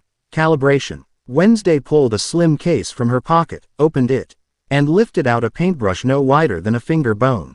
She dipped it into a vial of powder and whispered something to it that was more instruction than charm. Carefully, she dusted the wafer mesh. The filaments darkened, showing their pattern. Enid leaned over her shoulder, squinting. "What is that?" "A nodal net," Wednesday said. "Elegant. Obnoxious." She tapped 3 intersections with the brush. They sparked microscopically. They set the listening to piggyback on touch. The moment we turned pages, we broadcast. "Did we already?" Enid began. Wednesday shook her head. "Not yet. We noticed the dust, but someone else did." She pointed at a smear on the glass, just off to the side where a person might rest their hand to lean in for a closer look. The print was clean, almost invisible. A suggestion of the ridge beneath. "Someone came after we left this morning. They weren't Nightshade. They didn't know how carefully we cataloged fingerprints in this room." "Contractors," Bianca said. "Or null staging as contractors." "Both," Wednesday said. "The Venn diagram is a circle." Bianca's phone buzzed. She read, rolled her eyes, and typed without looking. "Weems is hurting councilman. Sheriff wants to know if we have any reason to believe this is a prank." I replied with a paragraph about municipal pipes and negligence. He sent a smiley face. "Adorable," Enid said. "I ship you and the sheriff." "Die," Bianca said, without heat. Wednesday snapped the case shut. "We leave the mimic in place. But we don't feed it. We move the originals to a place they don't know exists." "Do we have a place like that?" Enid asked. Wednesday looked at Percy. "We do now." "Excuse me," he said. "You have one piece of geography no one expects, the X-act center of a pressure knot they think they understand." She nodded at his chest. "Where you are, the null's math gets messy. If you carry a map, it will be hardest to read there." "I'm not a safe," Percy said. "You are, however, inconvenient," Wednesday said. "Which is better?" Bianca already had the duplicates wrapped like laundry. "We move," she said. "Rook, lock this room and make a show of guarding the wrong thing." "You want me to lie," Rook said, offended and excited. "I want you to perform security in a way that makes donors sleep," Bianca said. "Yes." They ghosted out under the school's evening noise. Enid looped the hall for watchers and came back with a shake of her head. Percy slid the rolled originals under his sweatshirt. The paper was cool and oddly alive against his ribs, like old trees. Outside, the fountain didn't misbehave. A breeze ruffled banners. The campus looked like a brochure an hour before the photo shoot, and the sky decided to behave for once. On the path, Enid fell in beside them. "You okay carrying a museum?" she asked Percy. "Define okay." "Not freaking out," she said. "But maybe thinking about it later." "I can multitask," he said. Wednesday walked with her hands in her pockets, which meant her thoughts were juggling knives. "The null is moving faster," she said. "They've moved from observation to collection. Next comes coercion. They'll go for leverage," Bianca said, catching up from a side path. "Family, patrons, Weems, anyone whose fear they can rent." Enid's jaw set. "They go for any of ours, we go for their tools." Wednesday nodded once. "Welcome to escalation." They reached the dorms before the dark made its last deal with the trees. Enid stopped him at the stairs. "Tomorrow you're with me," she said. "Ho cup prep, rehearsal, glitter. If anyone tries to kidnap you, they have to get past a wall of sequins." "I like those odds," he said. She hugged him, quick and hard, like a reset button. "Sleep, please." He felt the map edges against his ribs and a pressure under that, lower, older, the quarry's unanswered call. "I'll try. Try harder," she said, borrowing Weems's line and making it gentle. Wednesday didn't say goodnight. She looked at him and said, "When the thing under the quarry asks again, do not answer alone." "I wasn't planning to." "You don't plan your instincts," Wednesday said. "So I'm telling them to." She tapped his sternum once with her knuckle, like a code. They broke. Percy climbed. In his room, he slid the maps into the false bottom of his duffel and snapped the latch that made it look stupidly ordinary. He stood a moment in the quiet while the day lined itself up in his head. The hatch, the door, the mimic, the backward river, the way Weems had thrown a smile like a shield. He thought of Bianca refusing to coronate weapons, of Rook's precision, of Enid's hands steadying a stranger by the backpack strap, of Wednesday dusting a glyph with a brush like a surgeon's tool. He lay down on the bedspread and stared at the dark until the dark blinked. Sleep took him by the ankle and dragged him under quick. The quarry met him without preface. No carved doors, no halls, just a circle of sky and a wall of water thick with old pressure and newer hunger. The chains rang, not loud, not metal, more like a memory heard from another room. The eye made of current found him in a single move, like a predator who remembers your scent. Bearer, it pressed, not unkind, not kind. Choose. You want loose, he said. Agreement. And you want me to be the knife that cuts you free. Agreement. Who bound you? He asked. Silence. Then, outcasts, long gone, afraid of their own tide. He thought about freshmen in masks and a rope burning through hands. He thought of a school that told its stories on brass plaques and redacted files. He thought about a human task force that had looked at gods and decided to build science that canceled them. If I cut you, he said, the null tries to ride you like a bomb. Disgust, anger, not your enemy, not your friend, so we agree on everyone being annoying, he said, comforting. The water leaned, not toward him, toward the idea of him. Choose whour, not what they will make. He reached out and felt, under the roaring, a thread that ran from this darkness to a fountain surface to a river that had remembered itself. Uncoiled in that thread, softer than he would have ever expected, was a question old as gravity. Do you act for fear, or do you act for care? He did not answer the quarry. He answered himself. We cut you, he said. But you leave. Quote, agreement cannot be assumed, the pressure said, almost amused. I don't assume, he said. I bargain. In the distance, the far sound of typing, the uneven beat. Wreath of someone dreaming in the next bed, life stitched itself around the edges of the decision. He hadn't come here to be anyone's banner. He had come here to stop being a weapon long enough to decide. What a person looked like when they refused simple choices. The quarry asked him to be a knife. He chose to be a lockpick. Tomorrow, he said, not tonight. You've already flipped a river. People are spooked. We do this on our terms. Slow, impatient, amused. The water tasted all three. Choose well. He surfaced into the scrape of dawn at the window. Enid's alarm bleated and died. Wednesday's keys paused and resumed. He stared at the ceiling and named the beats of the morning like anchors. His phone buzzed. A message from Bianca. News says, natural phenomenon. Council claims planned dredging. Sheriff wants to talk to you without Weems. Do not. 0900 Nightshade. Bring your spine. Another message, from an unknown number. Maintenance advisory. Device updates in dorm wing at 8:30. Expect intermittent outages. He forwarded it to Wednesday and Enid with one line. Null trying network push. Do not update. A beat later, Wednesday's reply, already blocked. Meet me at the fountain before breakfast. Also, do not be kidnapped. Enid replied with 17 knife emojis and a glitter gif. He pulled on a hoodie, checked the duffel, and stepped into the hall.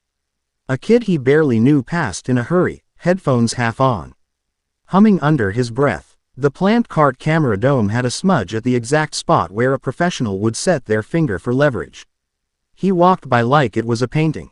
At the fountain, Wednesday was tracing a line in the condensation with a fingernail. She didn't look up. The nightshade will split today, she said. Get ready to be called a liability by people you will save by end of week. I've been called worse, he said. Enid jogged up with muffins and a look that could start a small rebellion. And you will continue to be called worse, she said cheerfully. Because you are inconvenient and handsome. Handsome is irrelevant, Wednesday said. Handsome opens doors, Enid said. Then I slam them on people's ankles. Bianca joined them without fanfare. The four of them formed a knot. People walked around without knowing why. Council meeting at 10, Bianca said. Weems will play chess while pretending it's checkers. Rook will propose quarantine again. The donors will ask if we can promise no more weird water. And we will promise nothing we cannot promise, Wednesday said. Bianca's eyes cut to Percy. Can you promise not to draw? For one day, he thought about the feeling of a pocket nullifier spinning up near his skin. He thought about freshmen and ropes in a boat that didn't break because the right people were standing at the right place with the right rope under their hands. I can promise to choose, he said. On purpose. Every time. Bianca accepted that the way she accepted physics, a limit and a lever. Good enough, she said. Let's go ruin Rook's morning with facts. They went down. The nightshade chamber filled fast. Rook's faction wore their concerns like ties. Bianca's people looked like they'd sta. Yet up learning where the building breathed. Wednesday set the rolled maps on the table for a half second and then slid them back into Percy's hoodie before the mimic glyph could sip a single whisper. Rook opened his mouth. Bianca raised a hand. Before we debate strategy, she said, we acknowledge reality. The null, yes, I'm naming them, have compromised our archive and our pipes. We do not overreact and burn the wrong rooms. We do not underreact and let them write our story. He went for the counter. We avoid provocation. We avoid giving them a hero to chase. Heroes don't cause hunts, Enid said. Hunters hunt. We also avoid despair, Wednesday said, and the word sounded so odd in her voice that the room shut up. Despair is self-indulgent and boring. We have work. She pushed a single Polaroid across the table, the mimic mesh shining under her dust. If you let them set the terms, they will make you small. If you set the terms, you will still pay a price. But it will be your price. The freshman from the day before lifted her hand, voice steady this time. Then what is our first term? Bianca's answer came without drama. We protect our students, we protect our secrets. And we tell the truth when the truth keeps people alive. Everything else is tactics. Heads nodded. Even Rook, a fraction. Assignments, Bianca said, crisp now. Rook, donor management with me. Enid, Ho-Cup prep and corridor surveillance. Pair glitter with eyes.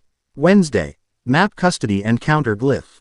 Percy, yes, coach, Percy said, because teasing Bianca took a little weight off the ceiling. She gave him the look she reserved for people she might promote or throw out a window. You're with me when I meet Weems after the council. If someone tries to trade you, I want you in the room to say no. He didn't smile. He let the seriousness have its space. I'll be there. The meeting broke like a wave hitting rock and turning into spray. People moved with purpose born of the strange high you get when fear becomes a plan. Wednesday hung back, expression far away for a heartbeat, then sharp again. By the way, she said to Percy as if mentioning the weather, if the river reverses again today.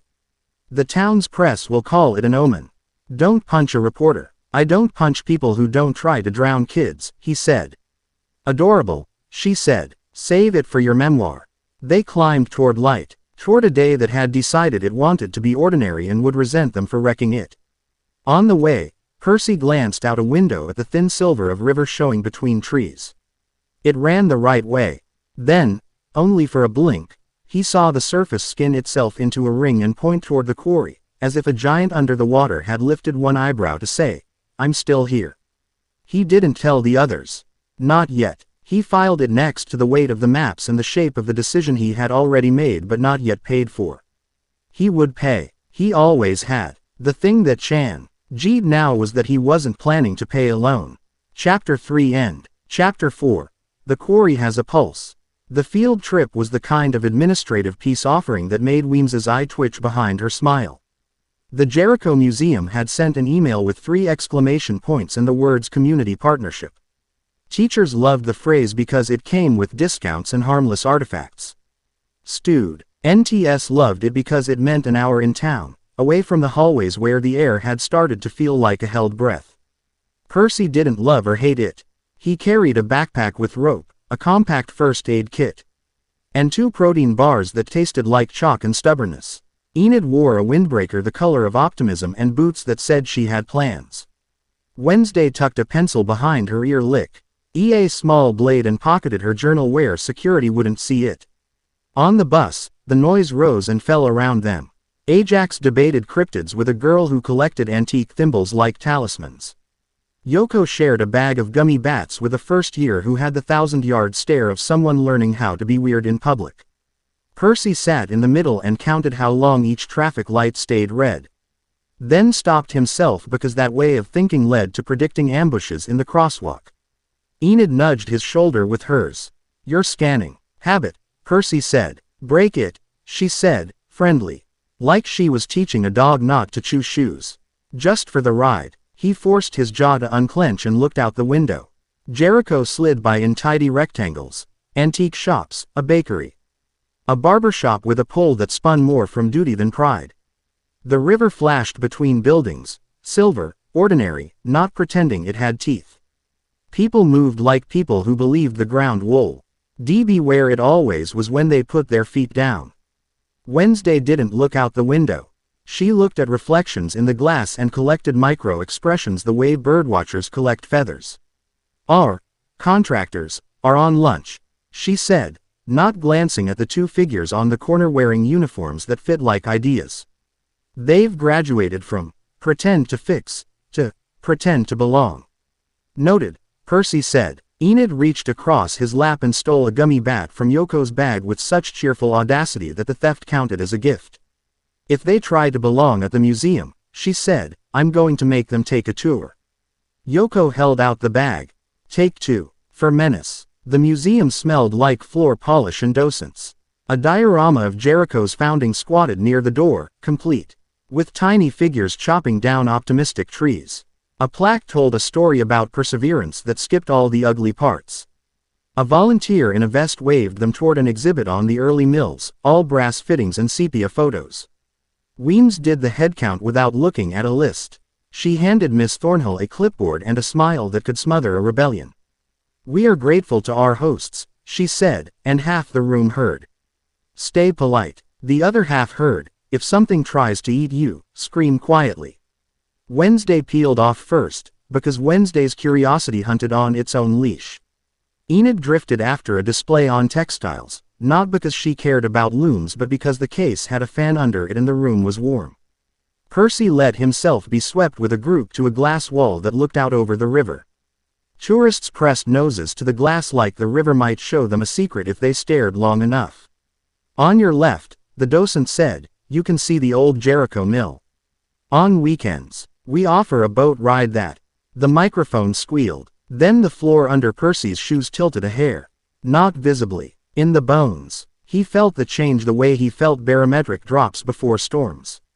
Enid, he said. She had already turned. Wednesday had stopped in front of a case containing a model of a paddleboat and gone very still, which meant a vision was sidling toward her like a cat deciding whether to accept a pat. Outside the glass, the river's surface dimpled in a ring. The ring rotated and pointed upstream toward the quarry. The docent's patter stumbled. A security gua. Rode adjusted his belt and pretended he hadn't noticed. A kid by the window said, cool, in a voice that wanted to be braver than he felt. Don't run, Wednesday said to Percy and Enid, eyes on the glass, voice even. Walk. Now. They walked. People follow calm more than they follow orders.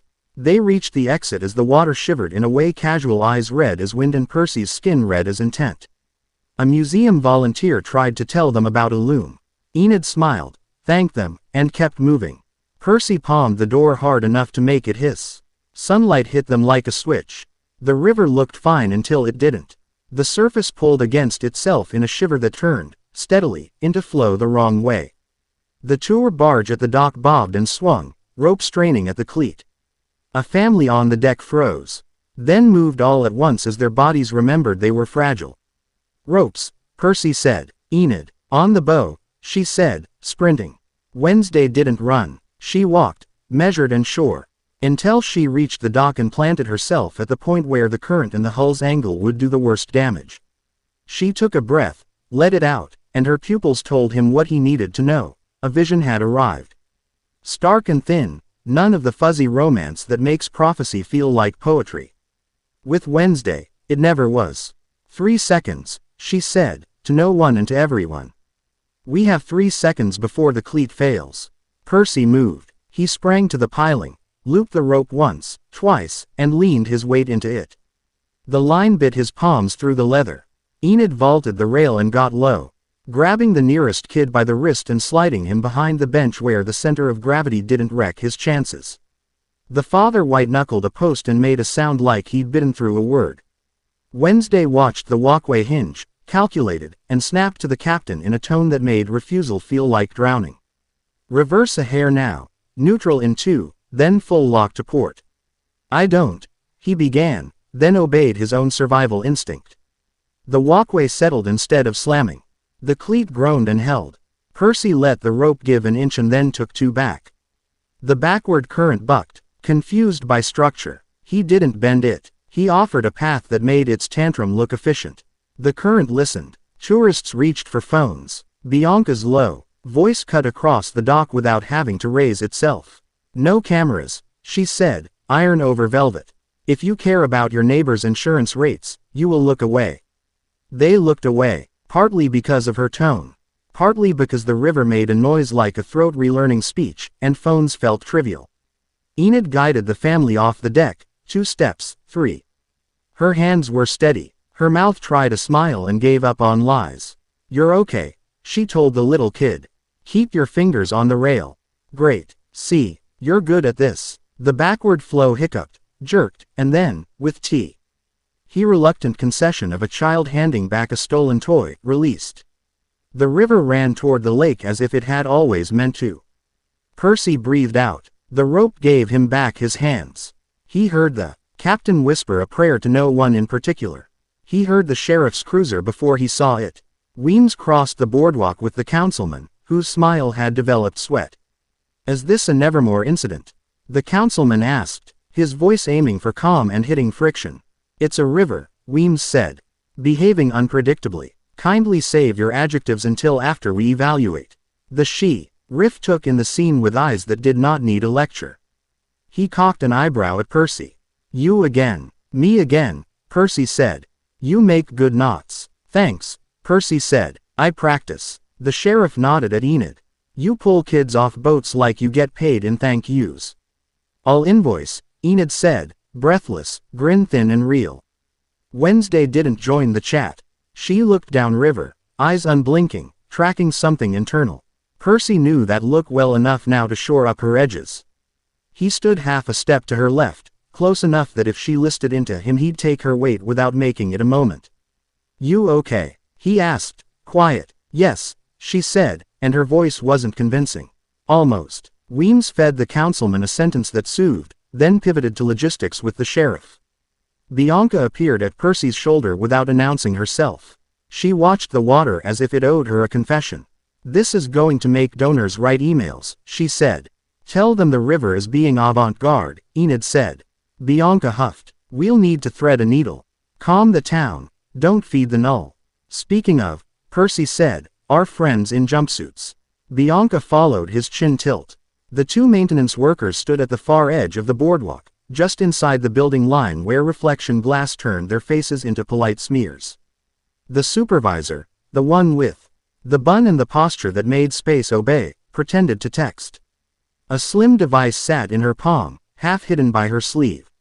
Wednesday's head twitched a fraction, not enough for anyone else to see. Sigh felt the air change around her like a drop in cabin pressure. "Pocket nullifier," he said. 5 meters, she said. Spinning up. "You still have the move?" Enid asked Percy. "Yes," he said. ND made a show of rubbing his palms like he was cold, which he was not. The supervisor angled her device. People in the radius winced at nothing. Percy felt the taste of metal fill his mouth. The part of him that spoke to water stuttered as if a sentence had lost half its vowels. The river didn't matter. Right now, it behaved. The danger lived in the false comfort of his own reflexes. If he head for a current that was his friend 9 days out of 10, he might stumble when a dead zone swallowed it. So he didn't reach. He moved his feet. The supervisor slid her thumb up her device. Wednesday's breath hitched and steadied. Enid pin dropped into Percy's field of view like a flare. He rolled his shoulders, shook his hands, and let those motions draw the eyes of the watching, not maintenance. Then he dropped into stance. Hands open, weight forward, muscle memory older than powers tracing a line between problem and solution. "You're about to get showy," Enid murmured. "Only enough to annoy," he said. The supervisor's partner started toward the dock. Percy cut him off with a smile that didn't reach his eyes and the cheerful authority of a campus guide who refused to let tourists get eaten. "Restricted," he said. "Staff," the man said, showing a badge that would fool anyone who didn't know badges. Percy nodded at it like it impressed him and stepped closer. The device field washed over him and found no purchase because he gave it nothing to cancel. He shifted weight and let the man run into the space his own momentum had abandoned. The man sidestepped to recover. Percy G. Avenue him a choice of 2 directions and made both look bad. The supervisor dialed the device a hair up. Percy's skin prickled. His breathing stayed even. Wednesday's fingers tightened and loosened Aga. Inced her journal as if she was taking notes on pain. Enid's grin turned wolfish and careful. "Ma'am," Percy said to the supervisor, voice sunny in a way that could slice, "we're assisting the sheriff. If there's a leak, you can file a report." She considered him with a tilt that said she liked control and had been told it liked her back. "We have work orders," she said. "Cool," he said. "Our principal has a pulse." He gestured like a waiter indicating a better table. "This way." He moved as if he believed she would follow. People follow confidence even when they resent it. He walked her 3 steps left, which put her device outside the circle that grazed Wednesday's ribs. The relief on Wednesday's face was the kind most people wouldn't notice because she didn't perform the before or after. Percy noticed. He dropped his shoulder like he had a cramp. The supervisor glanced down, adjusted, and the device blinked a status light Wednesday's eyes memorized. "That model," Wednesday said, conversational to Enid, while pretending to swipe a speck off her cuff. 2-hour battery at full field. 30 minutes at this setting. "Good to know," Enid said brightly, as if discussing cupcakes. The sheriff ambled over with the posture of a man to whom ambling was camouflage. He clocked the device without letting his gaze stick. "Everything calm here." "Mostly," Percy said. The sheriff scratched his chin. "Maintenance folks sure do love a crisis." His attention slid to the supervisor with careful nothing. "You folks got permits for all that?" "Standard equipment," she said.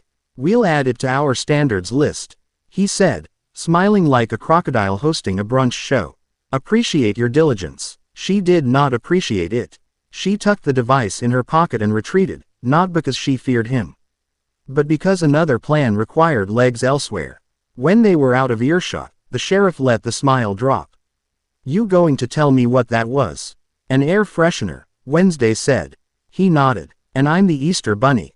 "We'll brief Weems," Bianca said, stepping between honesty and liability. "You will get what you need." "I always do," he said.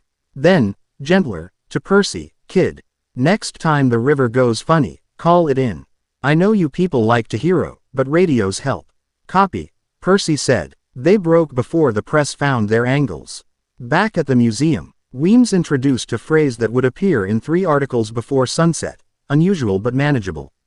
She pulled the councilman away before he could ask for an evacuation and make himself look decisive on camera. Bianca texted donors with sentences that turned money into patience. Wednesday walked like she was counting invisible stairs. Enid fell in beside her and brushed her shoulder once. "You still with us?" "Unfortunately," Wednesday said, which was how she admitted to being in pain without making anyone hold it for her. On the bus, the world pretended it was normal for 15 minutes. While students shared snacks and swapped rumors about haunted ores, Percy sat in the back and let his pulse match the engine's hum. Enid slid next to him and leaned her head on his shoulder without ceremony. An act of public comfort that had nothing to do with display. Wednesday took the seat in front and tilted her head so his knee brushed the back of her shoulder when the bus braked. He didn't move his leg. At school, the air had shifted. News spreads faster than water in a place like Nevermore. By last bell, every 3rd kid had a version of the river story that made them brave, and at Leah's, T5 had a version that made them vital. Rook circulated like a nervous system in a blazer, catching falsehoods and muting them for the sake of donor digestion. Nightshade reconvened in a room that had spent the morning thinking it was a museum annex and had, in the afternoon, remembered it was a war room. Bianca put a map on the table that showed the quarry and every conduit we knew, suspected, or feared. Wednesday appended her dust kit and drew a slender line with the brush, connecting the boiler reroute to a path under the east lawn. "They will test bigger," she said. "They will fail smaller until we prove them careless. The nullifier field today was a range test. Tomorrow, they will drop one in a hallway and see who crumples." "We'll be there," Enid said.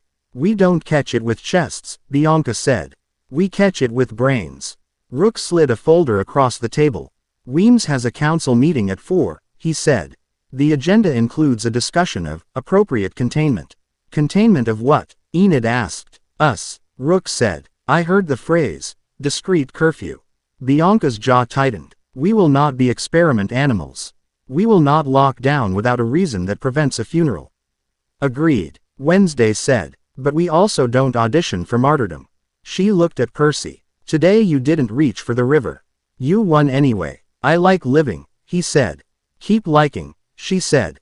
They broke the meeting into assignments before the room could turn into a philosophy class. Bianca took donor triage with Rook. Enid took corridor patrol with a rotating trio of FIRST years who needed to be pointed at something that made their adrenaline useful. Wednesday claimed counter-glyph duty and confiscated a set of fake seals she had found glued to the underside of a filing cabinet. Percy walked the perimeter alone for 10 minutes with a student ID lanyard around his neck and zero interest in being subtle. He wanted to be seen. He wanted the dome cameras to earn their loops. He wanted the null-to-waste battery. At the south stairwell, a custodian cart blocked half the landing. A mop leaned in the bucket, handle wet. The bucket's water didn't have the patience of water that had been minding its business. It ticked, as if a tiny device inside were thinking in pulses. Percy crouched as if to tie his shoe. He breathed the space in, counted 4 heartbeats.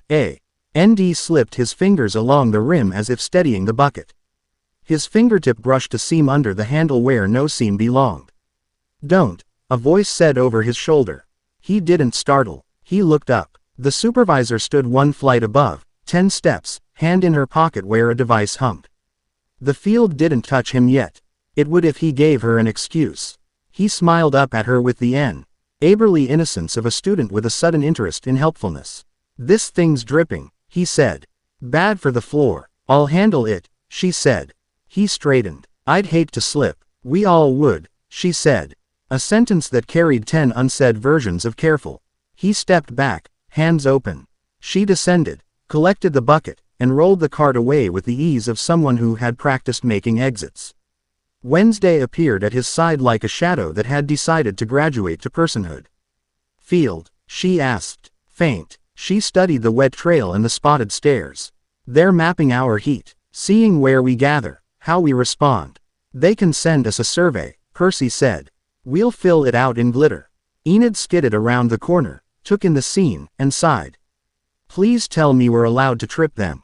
Not yet, Wednesday said. After the council meeting, Weems will decide how many laws she wants us to break in defense of decorum. Cool, Enid said. I brought snacks for civil disobedience. They rode the last hours of the day like surfers on small waves, balanced, alert, a little high on the speed. By dinner, no one had drowned. By dessert, the contractor cart had retreated. By the time the campus lights decided the night wanted a softer edge, the fountain behaved. The air tasted like a storm that had changed its mind. Percy could have slept. He didn't. He lay on his back in a room that smelled like detergent and Enid's perfume and stared at the ceiling until the past came and sat down like an uninvited guest. He'd had days like this in other uniforms, other schools, other stories. He had been a weapon used with good intentions and bad consequences. He had sworn to stop being that. He was learning, inch by inch, what to be instead. Enid's whisper came through the wall.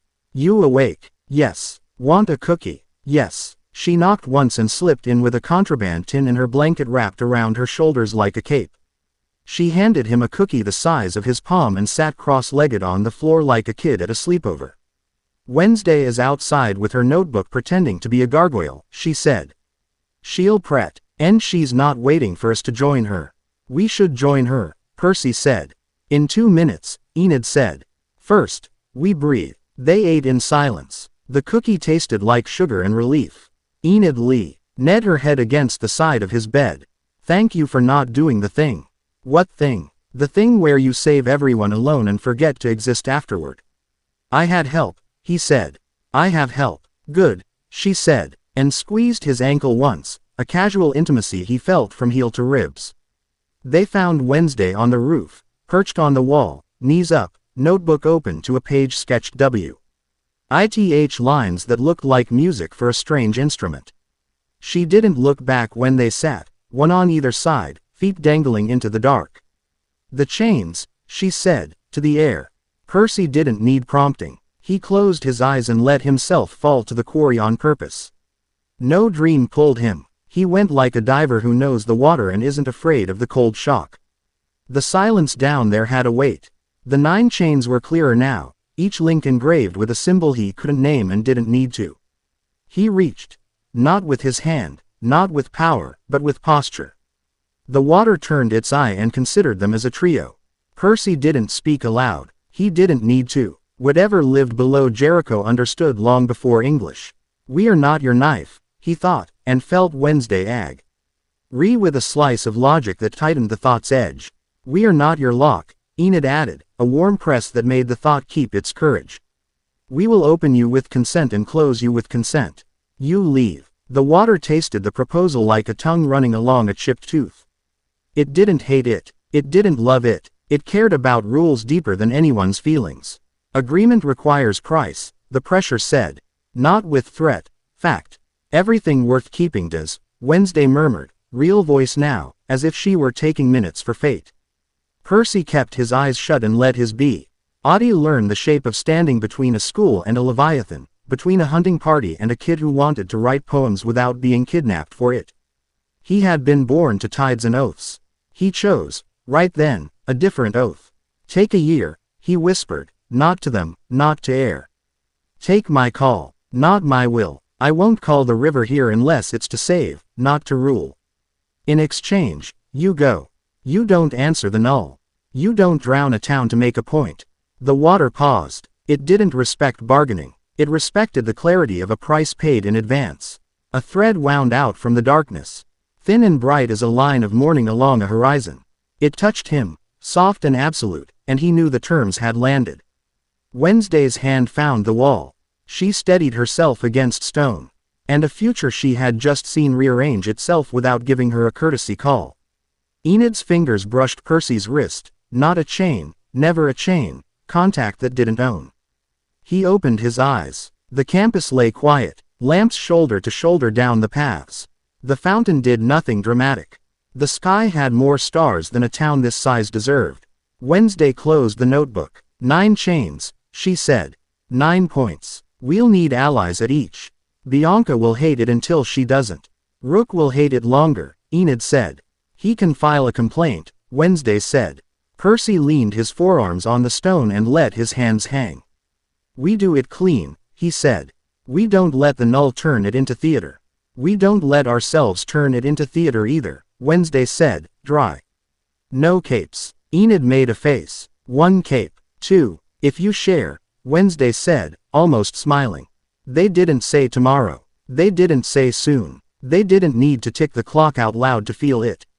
Down in the quarry, something old shifted its weight like a sleeper rolling onto a new dream. The chains didn't strain. Not yet. They hummed at a frequency Percy felt in his teeth. The museum posters would come down in a week. The councilman would find a more flattering phrase than unusual but manageable. The sheriff would keep ambling and notice everything. The null would staple a new plan to an old agenda. For now, the school slept. For now, 3 people on a wall planned to do something unlikely without breaking themselves to do it. For now, the river remembered its direction. Chapter 4 end. Chapter 5. Siren Debts. Bianca chose a booth that let her see both the door and the window.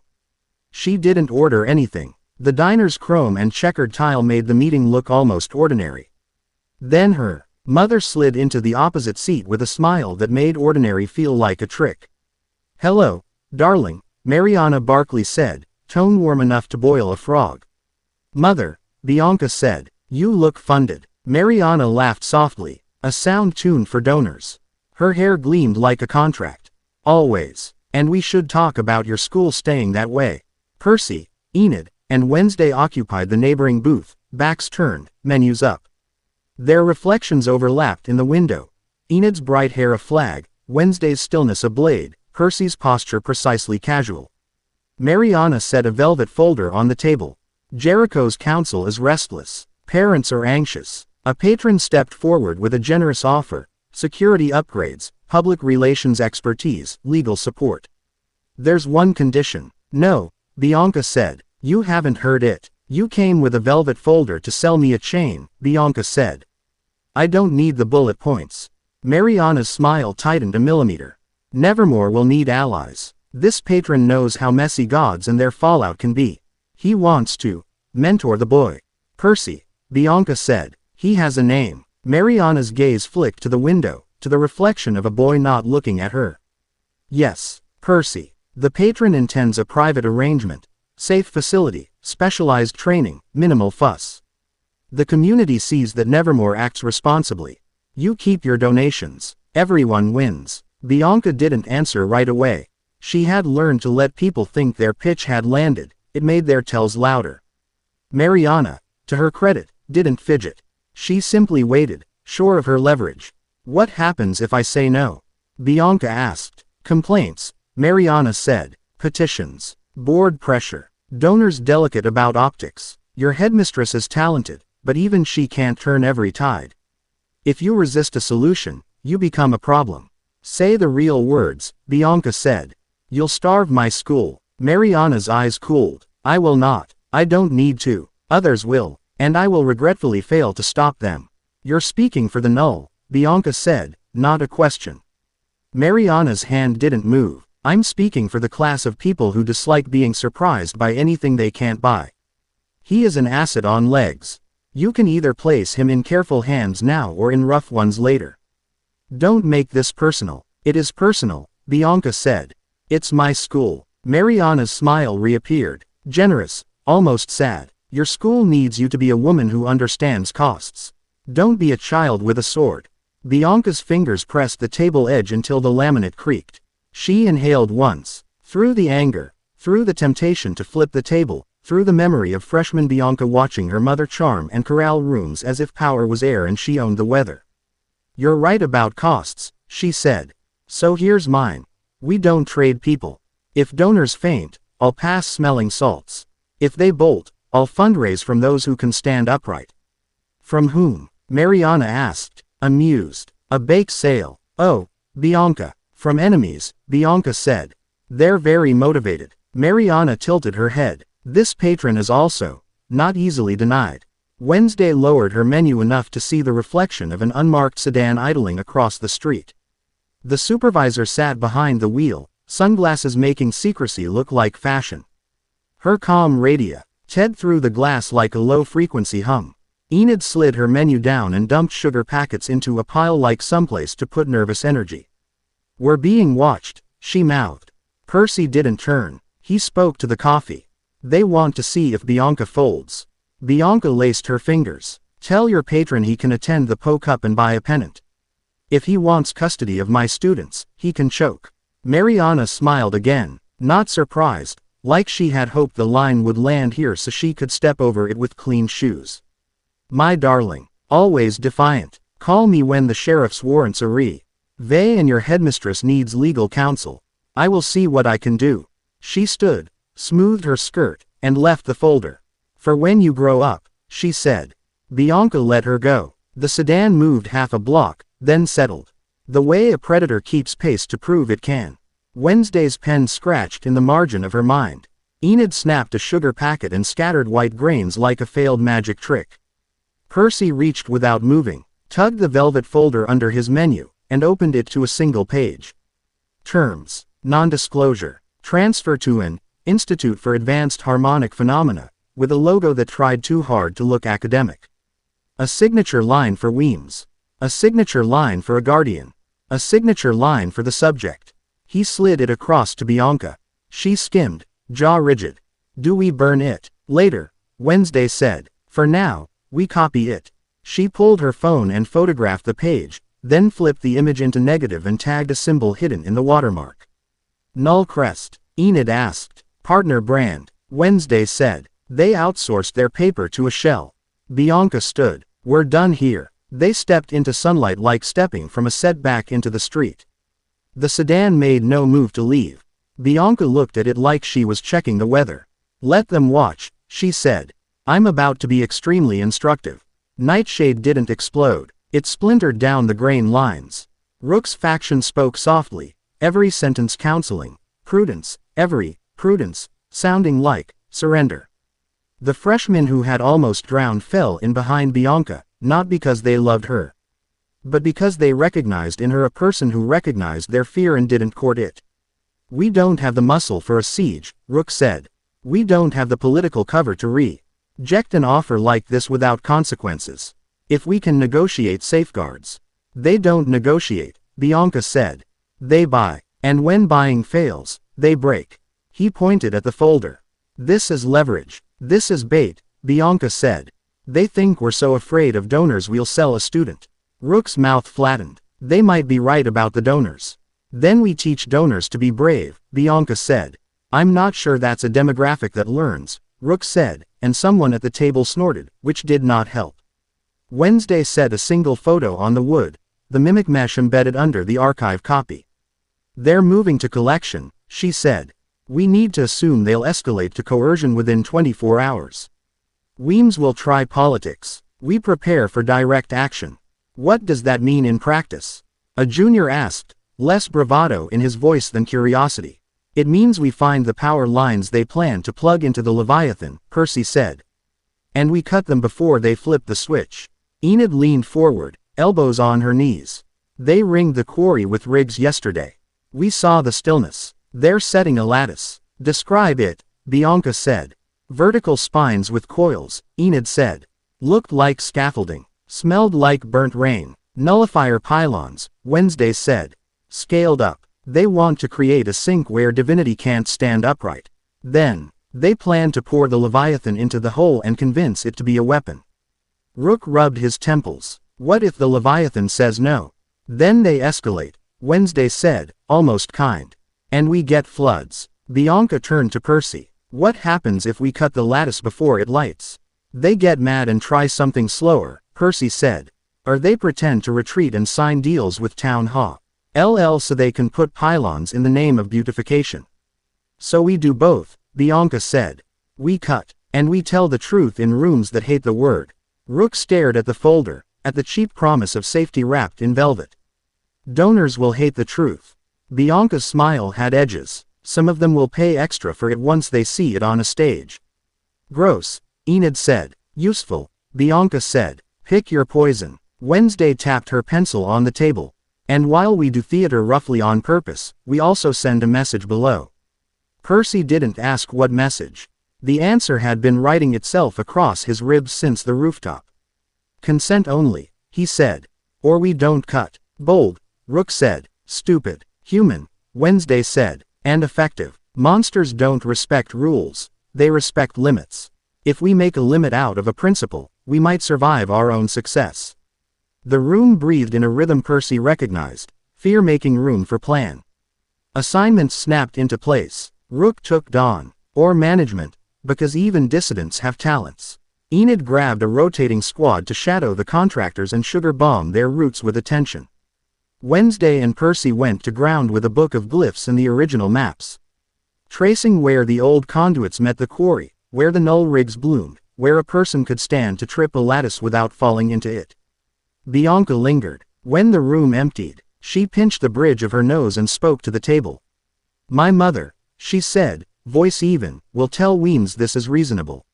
She will imply that my school is in danger of losing its future.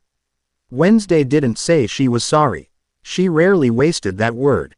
Then you show Weems a different future. I intend to, Bianca said. I would like you there when I do. Of course, Wednesday said. Bianca's gaze slid to Percy. And you. I like saying no in rooms that aren't used to hearing it, Percy said. Excellent, Bianca said. Put on a nice sweater. They met Weems after the council session. In the office with the view that could make a small town feel combustible. The headmistress stood at the window, lips pressed into a line that would have been a smile if anyone deserved it. On the desk, the velvet folder, open to the signature lines. We are not signing this, Weems said, and Percy's shoulders loosened an inch. We knew you were smart, Enid said loudly and then made her mouth quiet again.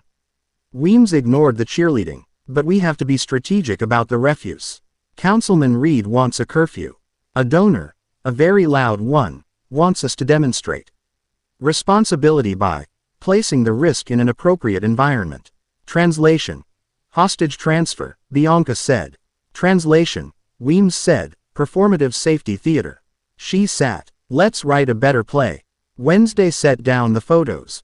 The rigs around the quarry, the mimic mesh under the archive copy, the device in the supervisor's palm. They're closing a net and hoping we panic into making their job easier. If we hold our nerve, we can make them show their hand. Sheriff, Weems asked. Suspicious, Bianca said. Not captured. He asked for proof, not promises. Good, Weems said. We give him enough to keep him honest and hungry. We give the councilman language that lets him declare victory without locking my students in their rooms. And we prepare to break things quietly. Percy recognized the dance. Truth calibrated to survive rooms that punish honesty. He hated it. He respected it. He could do both. Weems pulled a thin folder from a drawer. Ms. Adams, you will deliver a briefing to the sheriff that includes everything he needs to believe us without sacrificing our students' privacy. Ms. Sinclair, you will coordinate student movement. Make it look festive. IW. Anthem in groups and visible but not herded. You're asking me to throw a party, Enid said, delighted. I'm asking you to keep my halls joyful, Weems said, dry. It will make the contractors uncomfortable. Say no more, Enid said, already composing a list of glitter things.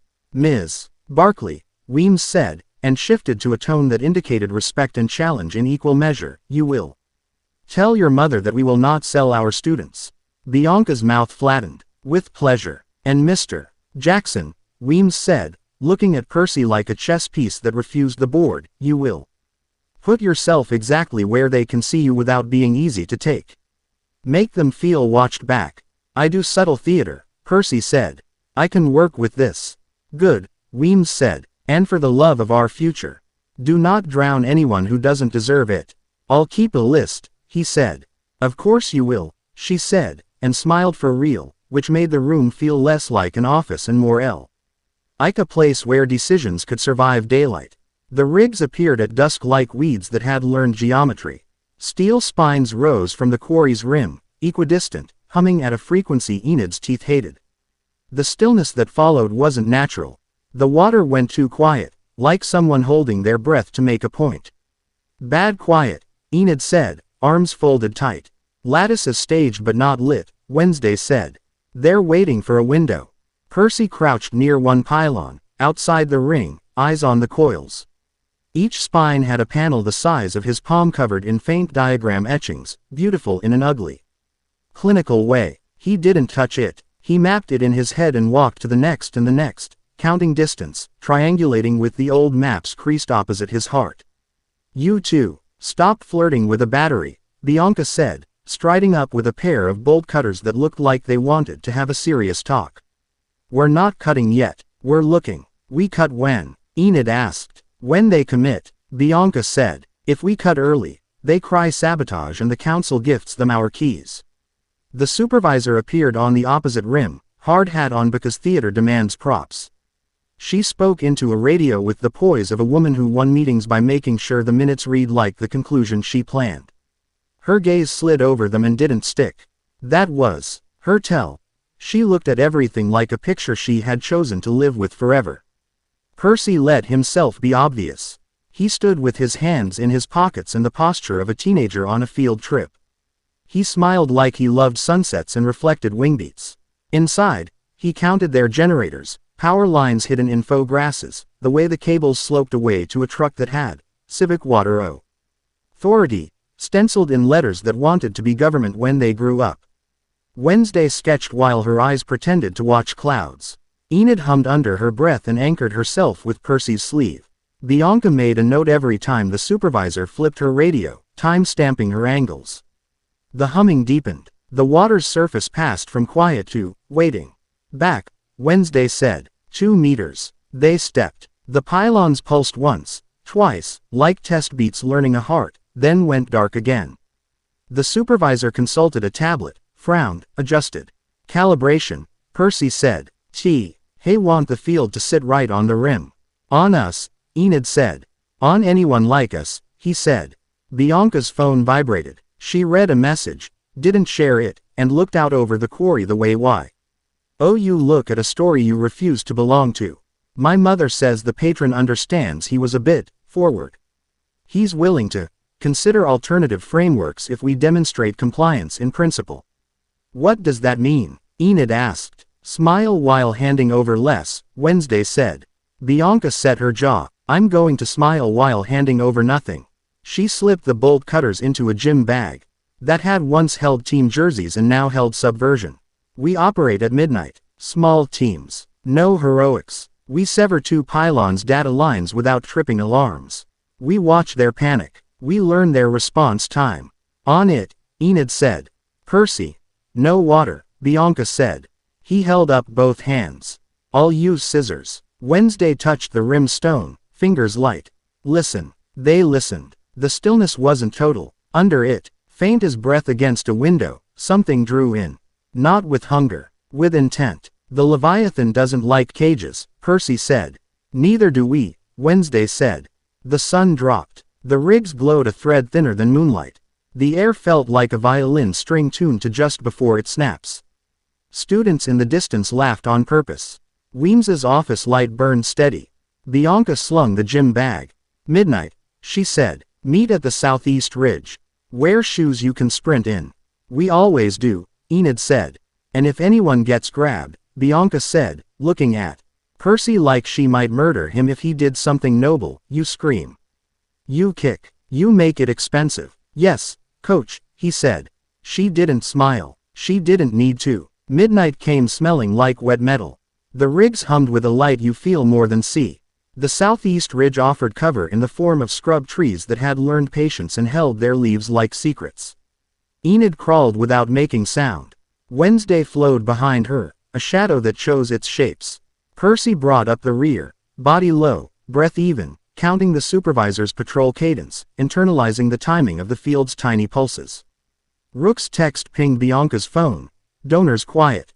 Sheriff watchful. Councilman drunk on camera. We have 20 minutes. Bianca raised a hand. They froze. A contractor stepped between pylons, scanned, moved on. The field grazed Percy's arm like a cold hand. He didn't shiver. Bianca counted under her breath. 3, 2, now. They sprinted the last 5 meters. Enid opped the panel on pylon 7 with a pry bar designed for delicate burglaries. Wednesday snipped a data line that looked like it would scream and didn't.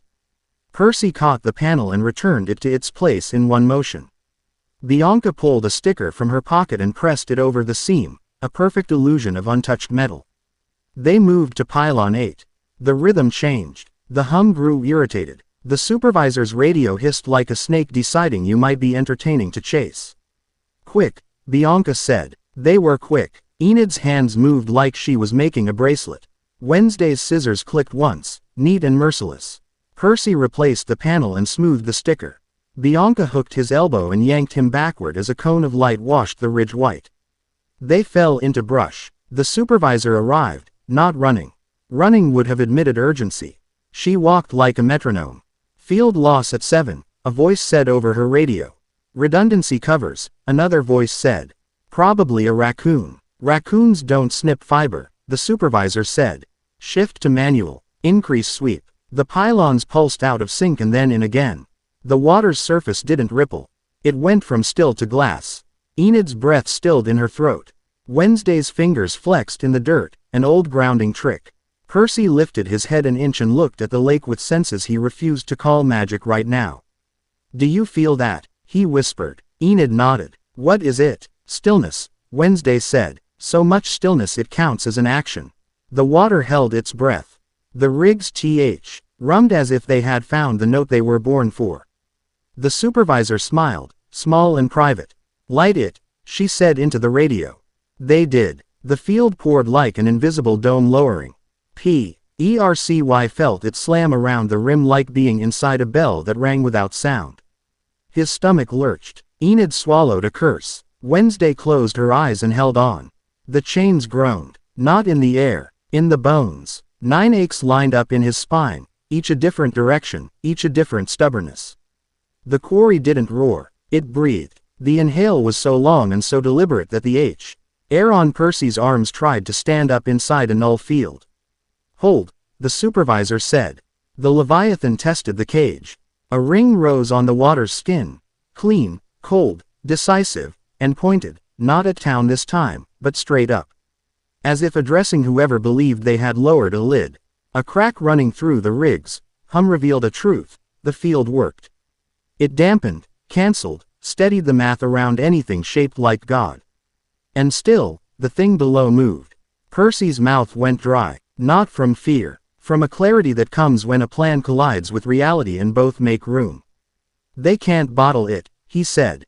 Not completely, Wednesday said. She looked at Bianca. But they can make it suffer for a while. Bianca's jaw went terrible. That's enough. She lifted her hand. Enid nodded, rolled to pylon 9, and opened the panel like a thief saying hello. Wednesday cut. Percy replaced. The field hiccuped. The supervisor's head jerked toward them as if it had been pulled by a string. Move, Bianca said. They ran. Light carved the ridge. Footsteps thudded behind them. The field stuttered as redundancy fought loss. Percy didn't reach for the water. He ran like a person who wanted to be alive tomorrow. Enid laughed once, high on fear and competence. Wednesday didn't make a sound, as if quiet made you incorporeal. They hit the trees. Bianca shoved them left. A flashlight, washed where their bodies had been a breath ago. Voices hit the ridge like dogs at a fence. Left, someone barked. Right, Bianca said, and they went right. They broke cover in the lot behind the maintenance shed, slid down an embankment, and belly crawled under a fence whose bottom wire had an old, convenient sag. Enid popped up on the other side and offered Bianca a hand. Bianca didn't take it. She vaulted like pride. They hauled behind a junk truck and crouched under the long shadow like children hiding from a game that had stopped being a game. The rigs, hum faltered, steady, falter, steady. The water in the quarry breathed once more, longer, louder, like a warning that sounded like a promise. The supervisor stopped within sight of the fence, eyes on the tree line, calculating. She didn't order a sweep under the wire. She would, next time. Bianca's phone vibrated. A notification slid up from the sheriff, hearing noises from quarry. Y'all playing capture the flag? She typed.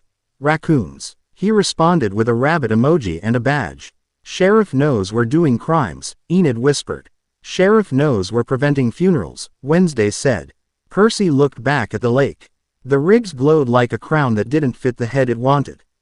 The Leviathan exhaled. Or maybe the wind moved in a way that told a story about exhale. Stillness ends, he said. Soon. Then we choose, Wednesday said. On our terms, Bianca said, and checked her watch like she meant to schedule an impossible thing between lunch and a donor call.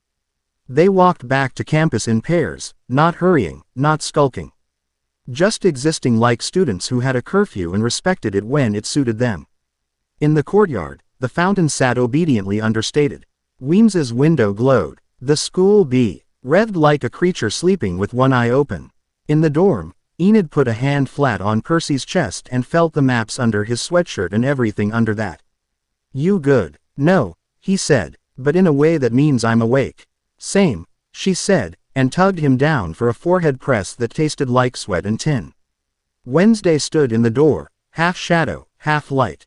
Tomorrow, she said. 9 chains. Consent. Percy said. Bianca's message hit their phones at the same time. Counsel leaked. Donors switching sides mid-sentence. My mother is furious enough to be useful. Be ready to testify to nothing and everything at 9 a.m. Enid groaned. Politics with no coffee. I'll bring a vat, Percy said. He lay down. He closed his eyes. The water was there, waiting, not demanding, not pleading.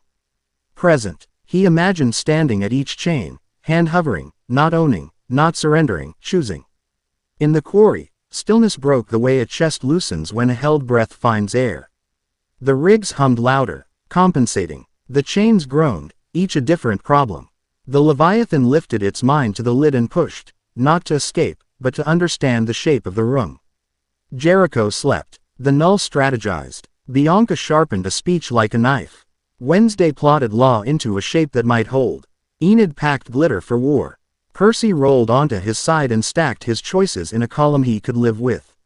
When he slept, he dreamed of cutting a link that wasn't a link, saying a yes that sounded like a boundary, and walking back to the surface with 2 hands held and a town still standing.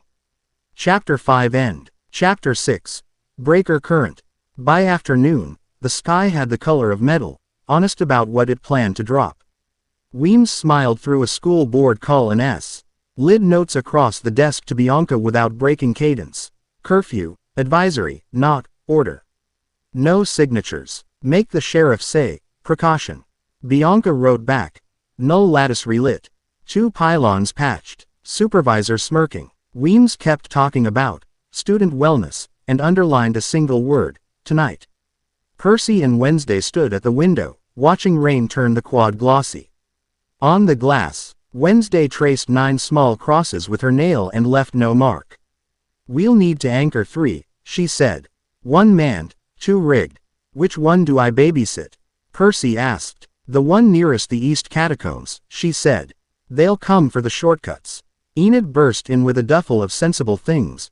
Gauze, spare batteries, a foiled pan of brownies she'd labeled emergency morality, and plopped it on the couch.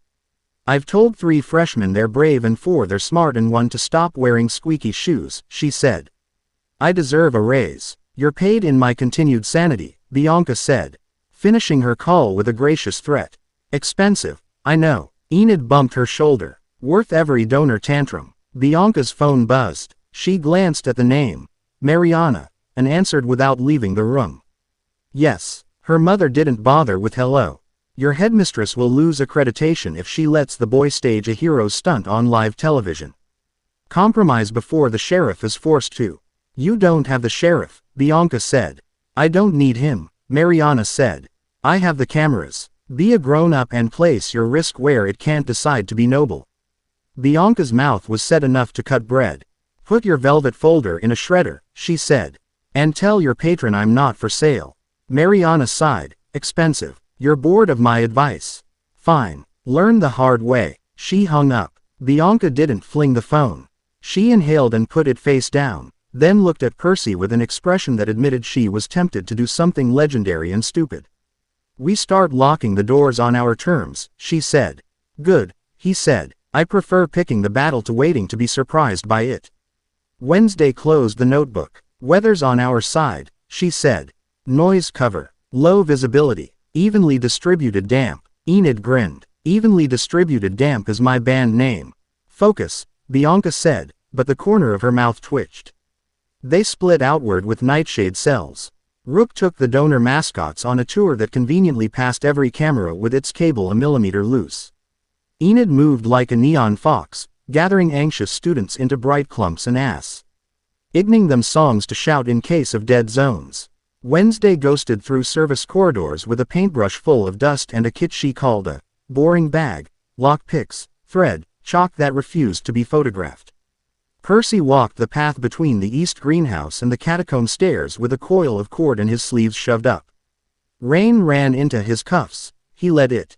The fountain watched him with the impersonality of infrastructure. He touched the rim once and felt the quarry pulse beneath it, the slow throb of something enormous turning its attention toward him through stone. Not yet, he said softly. Wait. The first alarm was small. Yoko radioed a whisper. 2 contractor carts in the lower hall. Dome gear. They're laying foam-like sound blankets. The second alarm learned from the first and came as silence. The hallway camera feed looped 12 minutes of uneventful nothing for the 4th time today. The third alarm arrived as a smell. Ozone, expensive plastic, sneaking up the stairwell before the people who carried it. Bianca's voice slid through their earpieces, unflustered. Positions. Enid was already there. Wednesday too. Percy jogged the last few steps to the lower landing and met Enid's eyes. She was bouncing once per second, not with nerves, with calibration. Watch my back, he said. She flashed teeth. Obviously. Mine as well, Wednesday said, dry. Always, he said. They moved. The first null cell came through the east service entrance under a black dome that ate noise and cast reflections wrong. 3 figures. Proud posture. Weapons that looked like maintenance tools until they weren't. The supervisor walked in the center of a second dome 10 meters behind like a queen daring an arrow. Bianca stepped into the corridor with 2 Senio. RS-like punctuation marks and no fear in her fists. You're off route, she said to the lead cell, bored as a librarian telling someone the stacks were closed. We have a leak, the man said, holding Up a unit that might as well have had cancel stamped across it. Bianca smiled without joy. We have a principal. She hates paperwork. The man smiled back, then lifted his hand to make a motion that would authorize one polite shove. That motion never finished. The lights snapped to a dimmer hum, the air turned a degree colder, and the dome field rolled forward like an invisible tide. Enid went first. She didn't go halfway. Bones slid. Fur slicked across her arms. Claws kissed the tile. Her wolf form came on her terms, not some involuntary lunar mash. Shoulders broad, eyes sharp, control absolute. Students tell stories about what werewolves look like when they lose themselves. Those stories never mention what they look like when they choose. The lead null raised his device a fraction. Enid hit the dome at a low angle and drove it a half-step sideways. Not brute force, physics applied with teeth. Percy slid under, palms on tile, and popped up inside the dome beside the second man, CA. Ching his wrist before the nullifier field could settle around Percy's instincts like wet cement. The man swung with professional economy. Percy didn't block. He caged the forearm with both hands, stepped in, and redirected the elbow toward the wall. The man chose, don't break, over, finish the arc, because these people preferred intact bones to heroics. Enid shouldered the dome again. The operator's footing went bad for a breath. Percy hooked the device hand and bounced the man into the doorframe. Down, Percy said, and the man chose to pretend he'd slipped on wet tile. The second dome pushed up behind them. Wednesday cut through a side corridor and came out where floor met wall. The field kissed her like a headache. She didn't flinch. Her eyes unfocused the way they do when she cons. Ents to the vision asking to borrow her brain. When she spoke, it was in the crisp present tense of fact delivered on a wire. Left in 3, she told Percy. 2, now. He stepped left. A baton me. And to ring his ribs hissed past and thudded the door instead. He grabbed the wrist that had swung and tapped the bone just above the knuckles with 2 fingers, precise, electric. The hand popped open reflexively. The baton clattered. Enid planted a paw on it and slid it out of the dome with a neat flick. Students who had been straggling back from the library clustered at the end of the hall, bright-eyed, phones out. Enid saw the gleam. She growled, a sound for the kids, not the null, and they backed up into Bianca's waiting lieutenants who smiled too nicely while herding them toward a bake sale that had been spontaneous for 2 days. The supervisor arrived, dome covering her like a contract clause. She watched the corridor for patterns, not heroics, and found one, Percy working without water. She lifted her device. The field thickened. The hum put teeth in Percy's fillings. He didn't reach outward. He reached backward. Memory. His body had learned things before it learned power, and those things had kept him alive. He shifted stance, lower than pretty form, hands open, elbows loose. The next swing came at his face with surgical neatness. He let it pass, caught the recovery, and used the shoulder line like a lever. The man sat down hard, surprised to be sitting. Percy took the device and slid it across tile to Wednesday, who kicked it through the door seam with a foot point so elegant it bordered on petty. Enid slammed the first dome into a wall and held it there with her full weight, claws locked into tile, digging. The operator inside tried to adjust. She adjusted him harder, teeth near the handle without touching it, warning, not bite. Bianca stepped into the space like she owned it, because she did. You're trespassing, she said, and lifted the lanyard that made trespassing sound bureaucratic. Leave. Quote. The supervisor considered logistics the way Percy considered currents. Then she nodded at her techs. The first team peeled back. Not defeated. Paying attention. They didn't retreat. They rerouted. South stairwell. Came Ajax over comms. Another dome. Another crew. Someone at the top of the stairs tossed a small cylinder. It cracked and vomited a fog that wasn't for eyes. Scent deadener. Taste blunter. Panic slick. Vent it, Bianca said. On it, Percy said, and the word woke 1,000 mornings spent coaxing small storms. He rolled his wrist and addressed the building's lungs, the humidity in the paint, the water in the mop heads, the sheen on the tile, the invisible layer hanging in the stairwell air. He didn't pull it, he asked. The fog NNED, as if embarrassed to be seen trying, streamed toward the open courtyard windows like an obedient mess. The south dome flinched in confusion at the changed gradient, then surged. Percy moved to meet it. The operator snapped the field up to brutality. Percy's instincts crashed into shut doors. Dead zone. His vision went a hair white at the edges as the nullifier field centered on his sternum like a thumbs down. His knee twitched from a dozen injuries that loved anniversaries. His body tried to reach for the thing he wasn't allowed to touch. "Hey," Enid said, sliding into his peripheral, half-wolf. Mouth already bleeding from a cut she'd forgotten to care about. "Breathe with me." They matched inhales for 2 counts. The field kept trying to say no to everything he was. The human parts said yes anyway. The baton whistled again. It met his forearm. Pain crackled. He swallowed it and stepped inside the arc, jammed his shoulder into the operator's ribs, and used the momentum to eat a man who had been taught very carefully not to be unseated. The baton hit tile and kept going. Enid claimed it and laughed in the operator's face, cheerful and savage, then handed it to a freshman. "Prop table," she said. "Go." The field shifted right and snapped at Wednesday, who had picked the stupidest spot, between opposing doorways, narrow, with no cover, and made it strategic. She stared through the dome as if looking down a microscope. "Their relay is inside the janitor's closet," she said. "Third shelf." No label. Percy moved past the operator he'd set down and shouldered the closet door. It resisted without conviction. The shelves inside were orderly in the way you keep house when you expect guests. He reached to the third shelf and found a metal case meant to be mistaken for industrial soap. He grabbed it. His palm went hot. The heat wasn't heat, it was a refusal. He ignored it. He carried the case out and set it on the tile like it was a polite pet who needed to wait outside. Wednesday popped it with a tool that had never been invented and cut the battery feed with the calm you reserve for trimming a hangnail. The field hiccuped. Enid's pupils dilated. Why do when your senses forgive you for being alive? Percy's lungs remembered their job. He picked up the case, smiled at the operator who suddenly felt underdressed for the occasion, and handed it to Bianca. She lifted it for the supervisor to see and said, "Without sugar, yours." The supervisor did not shrug. She did not claim it. She remained the sort of person who would never admit that weather existed. A noise rose under their feet.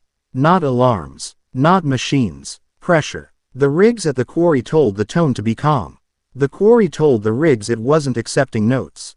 "Move to chain 3, Wednesday said. "Now." Bianca pointed at her lieutenants. "Evac the first years. Keep the halls loud. If they can't film a crisis, they'll lose interest." She jerked her chin at Percy and Enid. "With me." They ran. Not the panicked run of prey, the chosen speed of people meeting the thing instead of letting it ambush freshmen. Down one hall, through the greenhouse shadow, into the catacombs, where the air dropped a few degrees and history pressed at their ears like fingers. Water threaded the gaps in the brick. Not enough to swim, enough to write. They reached the arch that wore the stylized circle of links and stopped because the stop was part of the ritual you make when you refuse to barge into something old. A thin line of wet ran up the curve and made a sigil on the stone like a finger writing in dust. The letters weren't letters until you decided to be the kind of person who trusted meanings across species lines. Bearer. Choose. The rigs hummed louder. The field extant. Dead, a metaphorical plate for Percy to lie down on. Percy ignored both. "Consent," he said. The wet line halted. It didn't drip. It waited. Wednesday's voice was steady, but her hands braced the wall. "We need Bianca's people on the other 2 anchor points in 60 seconds. "Already moving," Bianca said into comms. "Rook, guard the wrong door. Make it look heroic." Rook's reply came dry. "My favorite mode."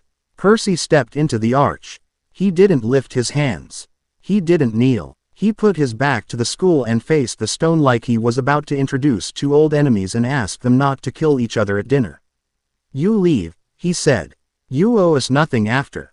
You don't answer the null. We cut the chains on our side and never call you here again without a vote and a price." The wet stroke drew a second word. "Agreement." Then the line split into 9 small arcs like a crown's teeth and paused over each, asking, not demanding. Wednesday breathed out. "It wants us at all 9. "Of course it does," Bianca said.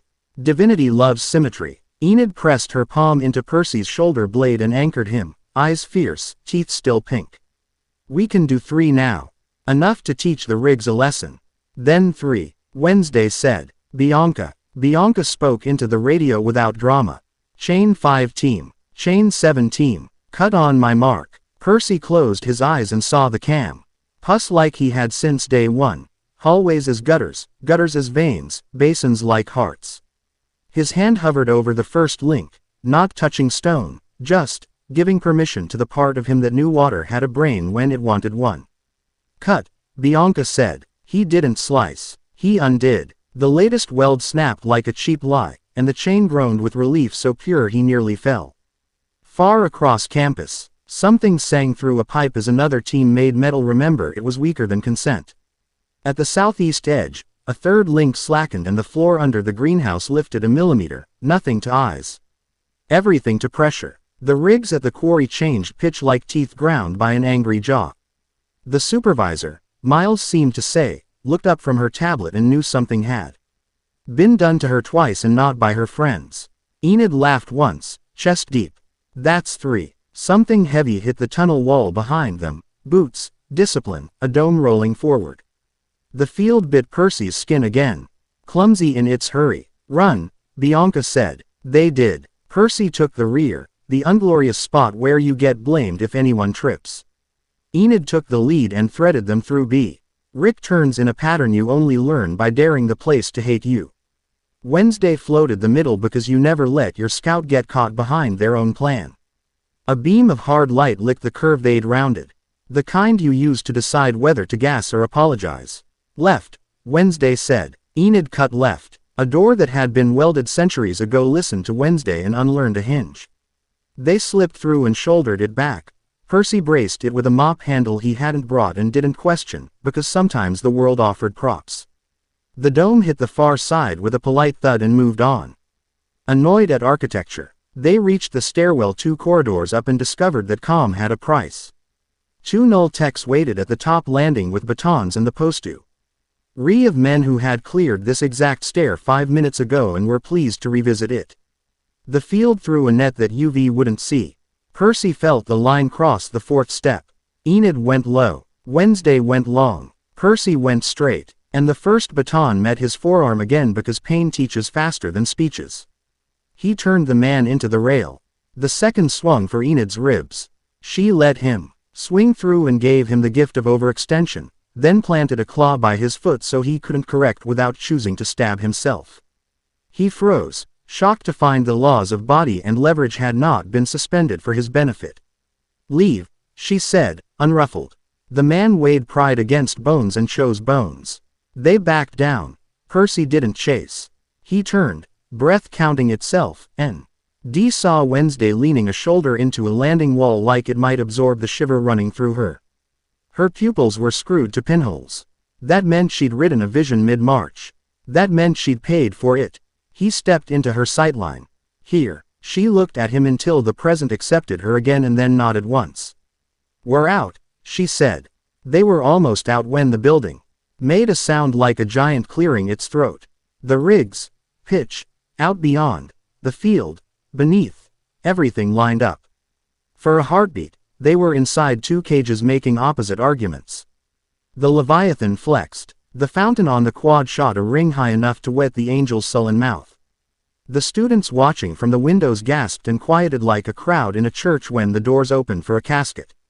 The ring didn't point at town. It pointed straight down. Wednesday grabbed Percy's sleeve. Don't. I wasn't. You were going to answer, she said, calm and absolute. He wasn't sure if she meant out loud or with whatever part of him had been leaning toward the deep since the first night he slept under this roof.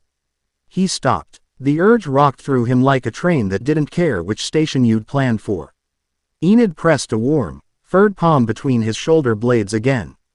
He reset around that pressure. The urge ripped itself past and left him on his feet, breathing. High. Our thin crack rode itself across the catacomb wall by his hand. Water traced it. The letters formed again, crisp in runnel dark. Bearer. Choose. I did, he said quietly, and the decision felt like a new ligament stitching where an old one had torn. Consent, or nothing. The water paused. Then it drew a last mark under the words, a curve like a promise or a hook, and let go. The crack closed. The pressure eased. The rigs whined about defeat. The ceiling over the next hull groaned, centuries cutting their own favorite joke, and a slice of masonry let go a second after they cleared it. The slab slammed down where Percy had been a heartbeat earlier, a hard period at the end of the sentence that said enough for tonight. They emerged into rain. Students were singing on purpose in the quad, off-key and brilliant. Someone had dragged out a drum. The sheriff stood under the arch with his hands in his coat and the look of a man assembling a puzzle he'd pretend was simple later.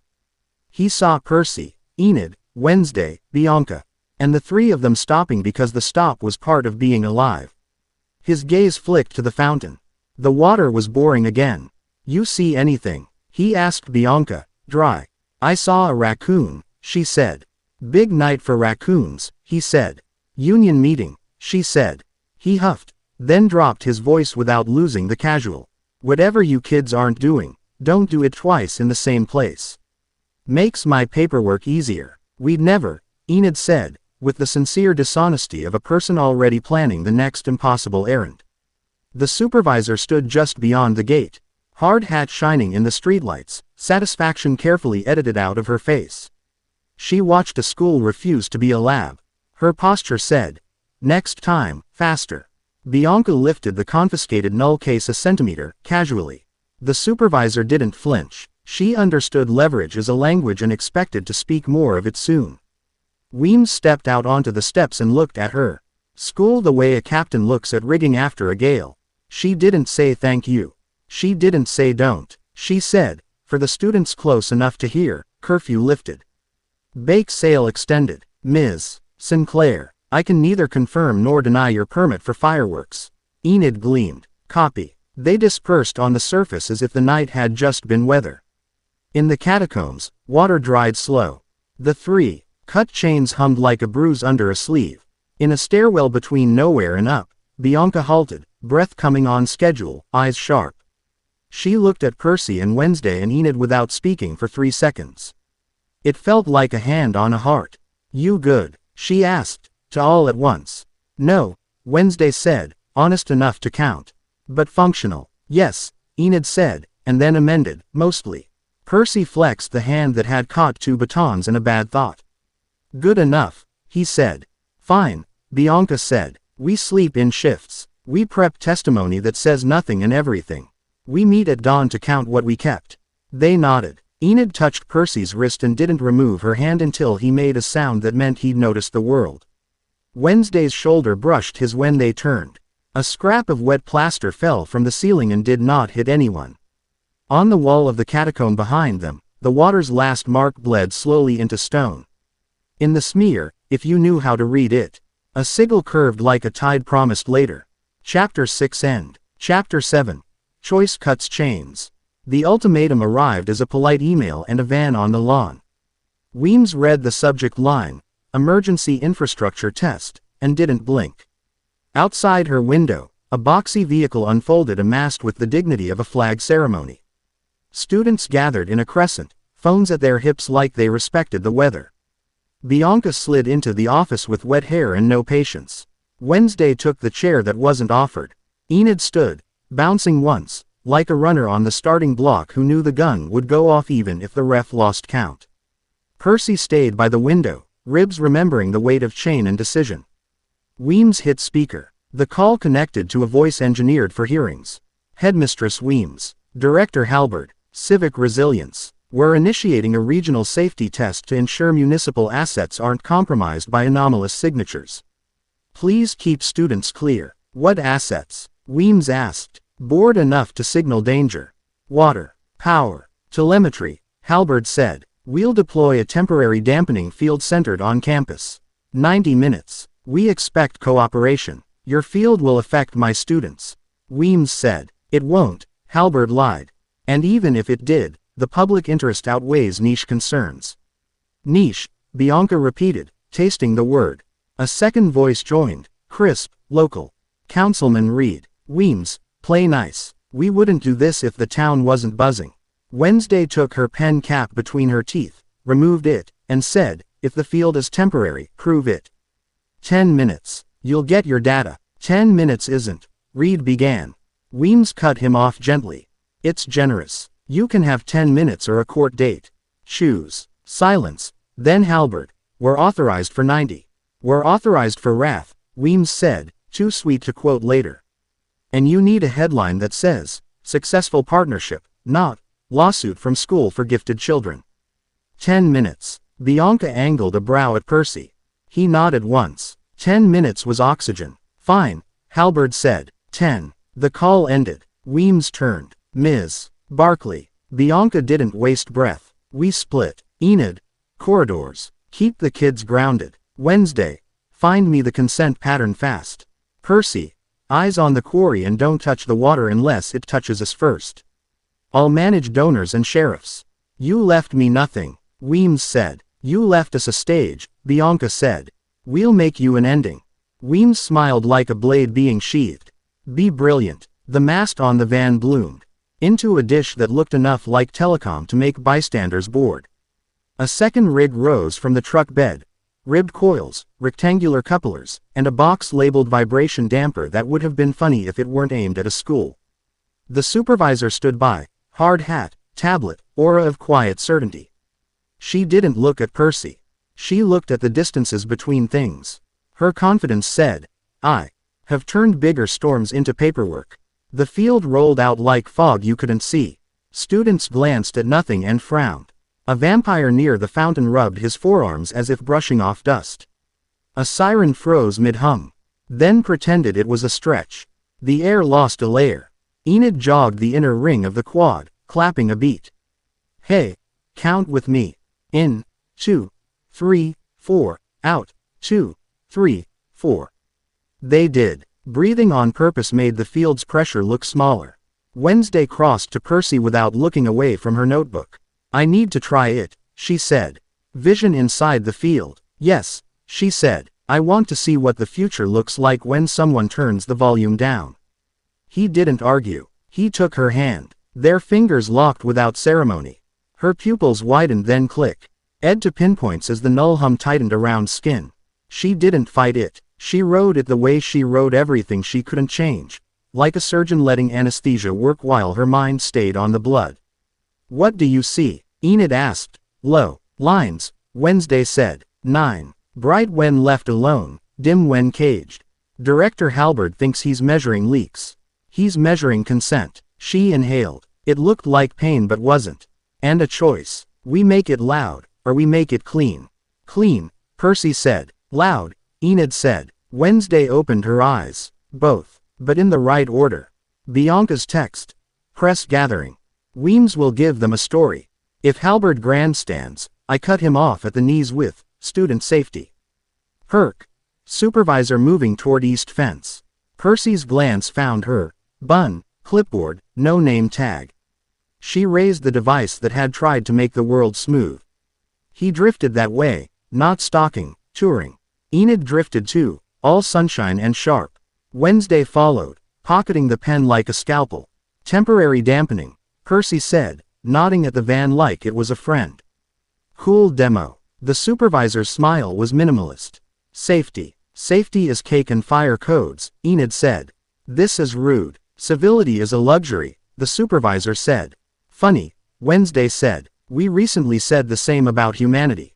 We chose humanity. The supervisor watched Wednesday like you listen to a key being cut.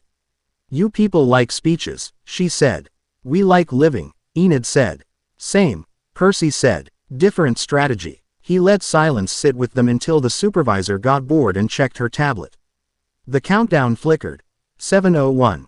Weems stepped to a portable podium and did the work politicians claim is easy, telling the truth you can stand behind later. We support legitimate safety tests, she said. Tone warm as boiling water. Our students are calm, our teachers are calm, our community is calm. We remain curious about how dampening fields interact with protected populations. Meanwhile, enjoy this bake sale. Half the quad laughed. The sheriff, posted by the arch, hands in pockets, didn't laugh, but his mouth admitted amusement. Councilman Reed crowded the mic. We appreciate your cooperation, he said, aiming for partnership and landing on condescension. This is about preventing hysteria and ensuring Jericho remains safe for families. A first-year hissed. Enid squeezed the kid's shoulder. He's just practicing his vowels. You're okay. Bianca stood stage left, smiling with her teeth covered. Her phone pinged. She glanced. Mariana. Last chance to be smart. Bianca texted back. Being brave instead. She didn't hit send. She deleted, pocketed the phone, and made a decision with her face. The field pressed down another notch. Percy felt it tell his blood to behave. He didn't push back. He went still as stone, the way you do when Riptide begs you to fight and you remember that survival looks like patience. Wednesday slid 2 fingers into the fountain and flinched. Hurts. No, she said, breath fogging. Insults. What do you need? He asked. A witness, she said. This will be weirder than usual. Enid laced their hands together without asking who needed who. We're here. Wednesday closed her eyes and leaned into the wrongness. She didn't quote rules she hated. She let the field make its case against her body and asked the question she always asked when rooms tried to cow her. What breaks and what bends? A vision answered, crisp, not pretty.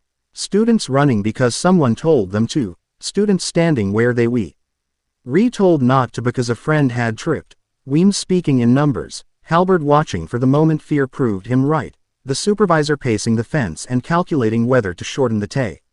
Saint and claim mercy or lengthen it and claim authority. Then deeper. 9 dark rooms where old chains waited for hands that would not yank. A voice that wasn't a voice pressed along her bones. Bearer. Not just Percy. All of them who choose. She opened her eyes. We cut fast, she said. During their own test, while their devices draw power from each other. If we trip 3, the lattice will. L try to self-heal and show us its backbone. Bianca joined them, low. And then we make a bargain under the camera, Wednesday said. Not a spectacle, a contract. They can't weaponize consent if we publish the terms. Enid's eyes lit. Public vows. I like it. Don't, Bianca said. But fine. Percy scanned the mast, the dish, the false municipal stencils on the truck. He met the supervisor's gaze without raising his chin. Your 10 minutes ends in 4, he said. What happens after? Her smile didn't move. You'll see. Here's my counter, he said. You'll see me. Threats, she said, bored. Promise, he said, and turned away before she could decide it had been a win. The rain thickened. The field did not. It held, arrogant. Enid pulsed through the crowds like a heartbeat, rehearsing a chant that would hide an evac call if things turned. Wednesday disappeared long enough to rewrite a sign on a utility closet. Bianca stole the mic long enough to say the phrase, student dignity, on camera 3 times. Percy counted the cables beneath the false grass and memorized where they lay shallow. Bianca's whisper over comms. Rook. Positions. Rook's team, for once, was all in. He'd argued all morning, then watched freshmen flinch under a polite machine.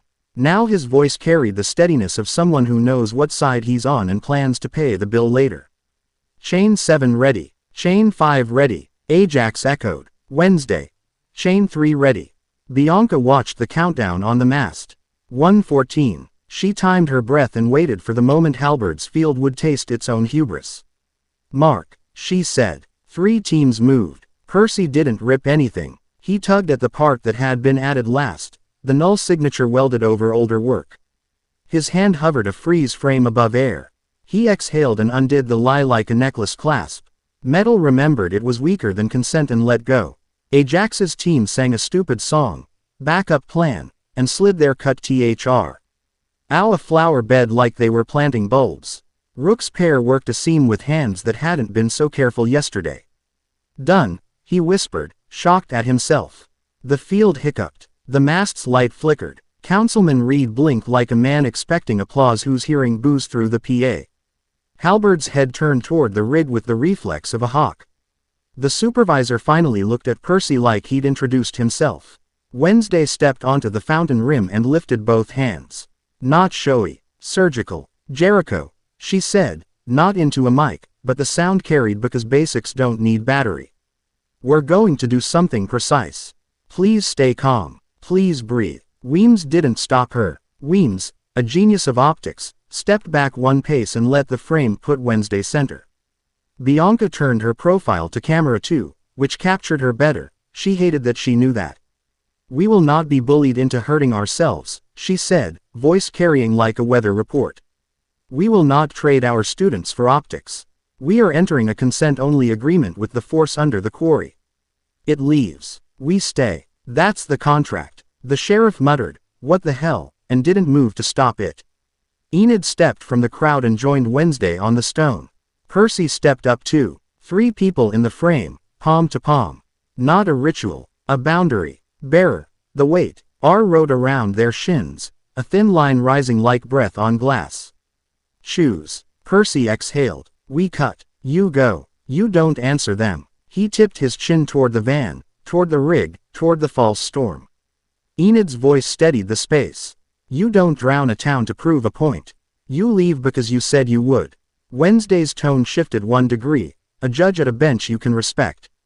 "Consent given. Consent received. Duration. Indefinite departure. Witnesses. A school, a town, and your own memory."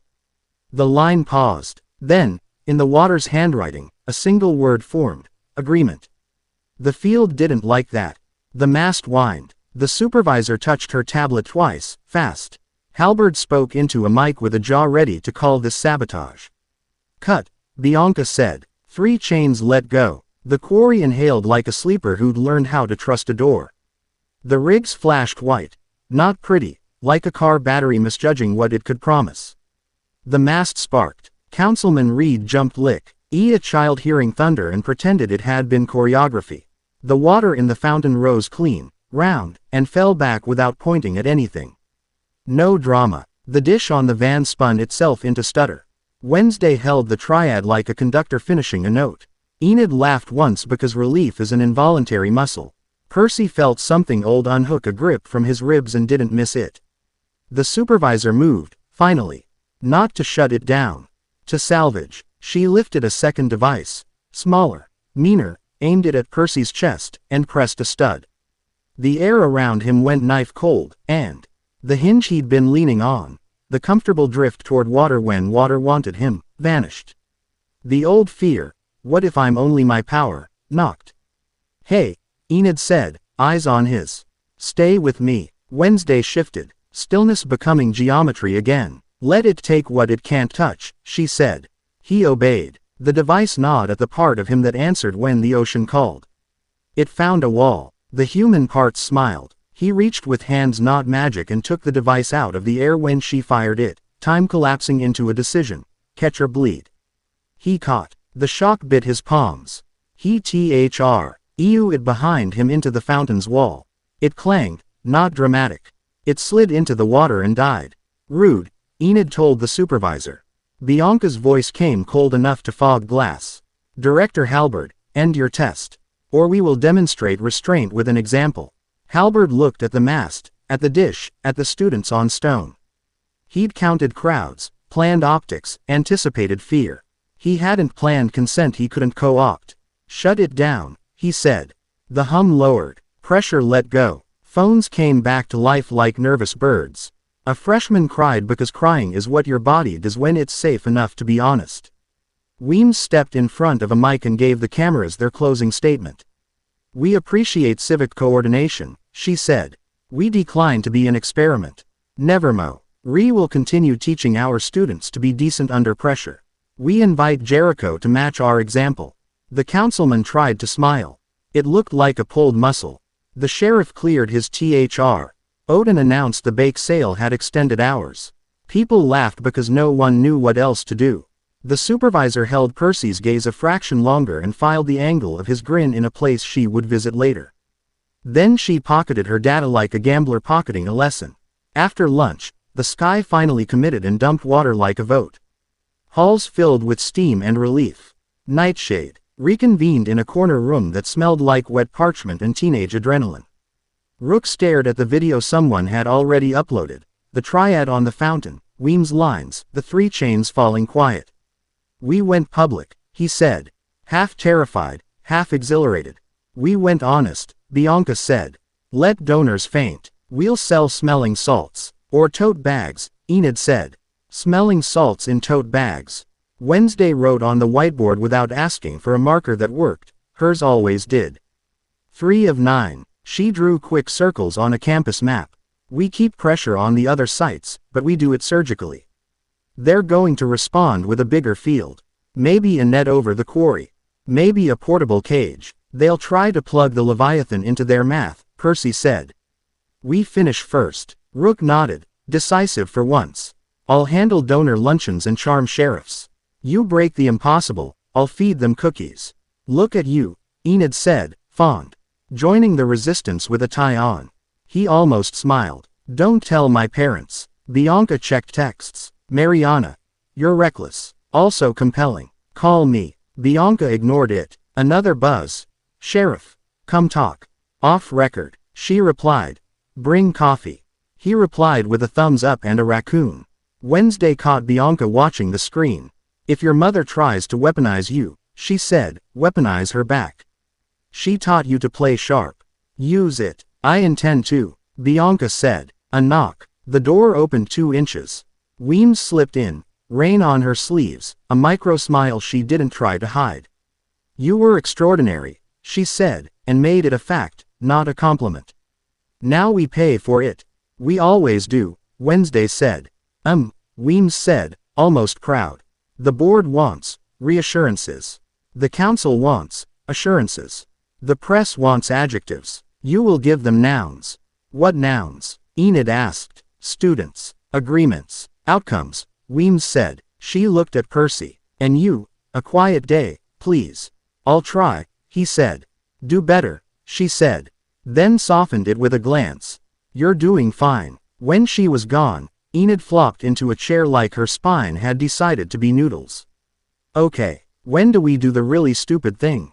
We just did, Bianca said. The next thing is merely inadvisable. Tonight, Wednesday said, already seeing parts. We take 2 more. We're greedy while they're recalibrating.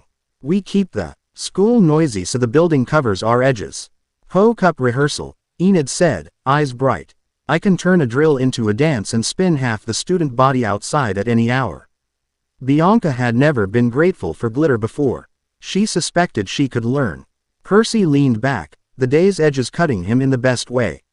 There's one more conversation, he said.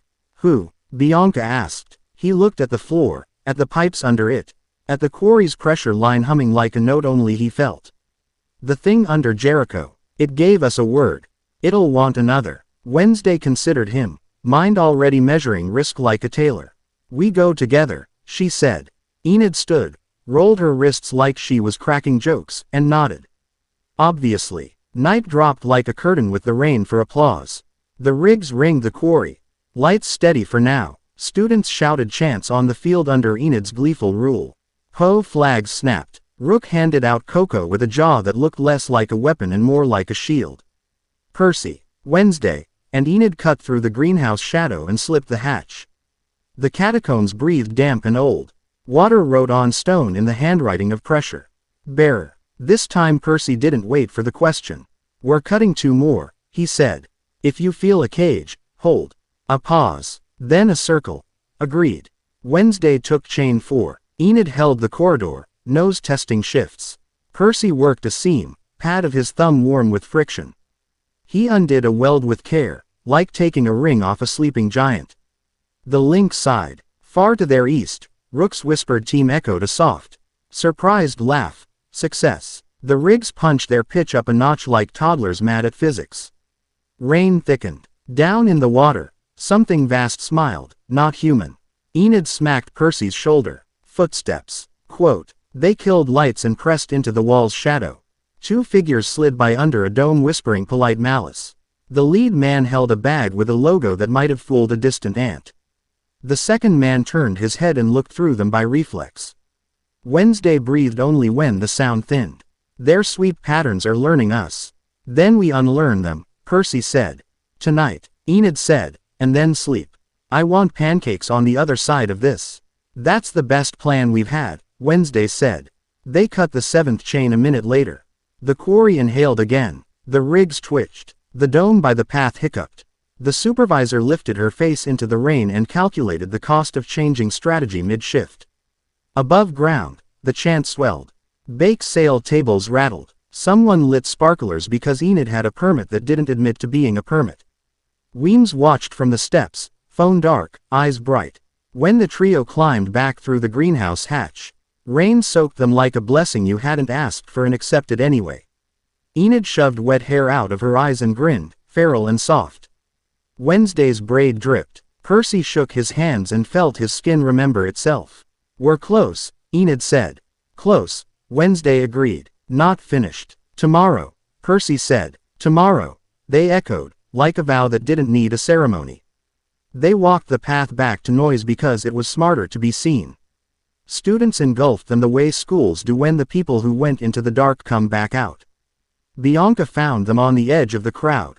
She didn't hug. She looked. She counted breathing, bruises, pupils. She nodded. Approval, not applause. Press at 8, she said. Board at 9. Chains at. Don't schedule the ocean, Enid said. Bianca almost smiled. Fine. Chains at. When? The sheriff ambled up, coffee in one hand, umbrella in the other like a peace offering. He took in their faces and the rain and the ridiculous glitter on half the student body. If I ask what you didn't do tonight, he said, will anyone lie convincingly? No, Wednesday said. Good, he said. I hate paperwork. He handed Percy the umbrella like he was returning lost property. And kid, whatever you are, keep being the sort of it that doesn't make me write a eulogy. Percy nodded. I'll do better. The sheriff snorted. Headmistress rubbing off on you. She's loud, Percy said. She is, the sheriff agreed, and melted back into his amble. The rigs kept their sullen hum across the water. The field by the van slept. The supervisor stood by her mast like a priestess who believed in a god you couldn't love. She watched 3 wet kids laugh at nothing and filed a new plan. In the dorm stairwell, Enid stopped Percy with a hand flat against his chest, palm warm. I want both of you, she said simply. Not as a dare, as a map. If that's not what you want, we adjust. But don't go quiet and call it noble. Wednesday didn't smile. She rarely did. She stepped in, shoulder to shoulder with Enid, eyes steady. I also want both of you. With clarity, with courage, no lies. Percy could have made a joke. He didn't. Then that's what we do, he said. Not because it's dramatic. Because it's ours. Enid tugged him down into a kiss that was brief and fierce, the kind that sets a place for something rather than eating it all at once. Wednesday's hand came up to Percy's jaw. She didn't pull. She pressed, a point of contact that read like a thesis. He kissed her without fanfare. The stairwell didn't clap. It settled. We're good, Enid said, satisfied. We're unwise, Wednesday said. Best kind, Enid said, and yawned. They split with the easy humor of people who had done difficult things and earned ordinary ones. Percy slept like a person who'd made choices he could carry. Wednesday wrote until the page felt finished, not full. Enid set 3 alarms and then woke before all of them. Because her body had decided to be helpful. Rain cleaned the night. Morning would bring boards and cameras and a rig that wanted a different answer. The quarry waited, chains slack in 7 places, 2 still taut. Nobody promised ease. The promise was better. Choice. Chapter 7 End.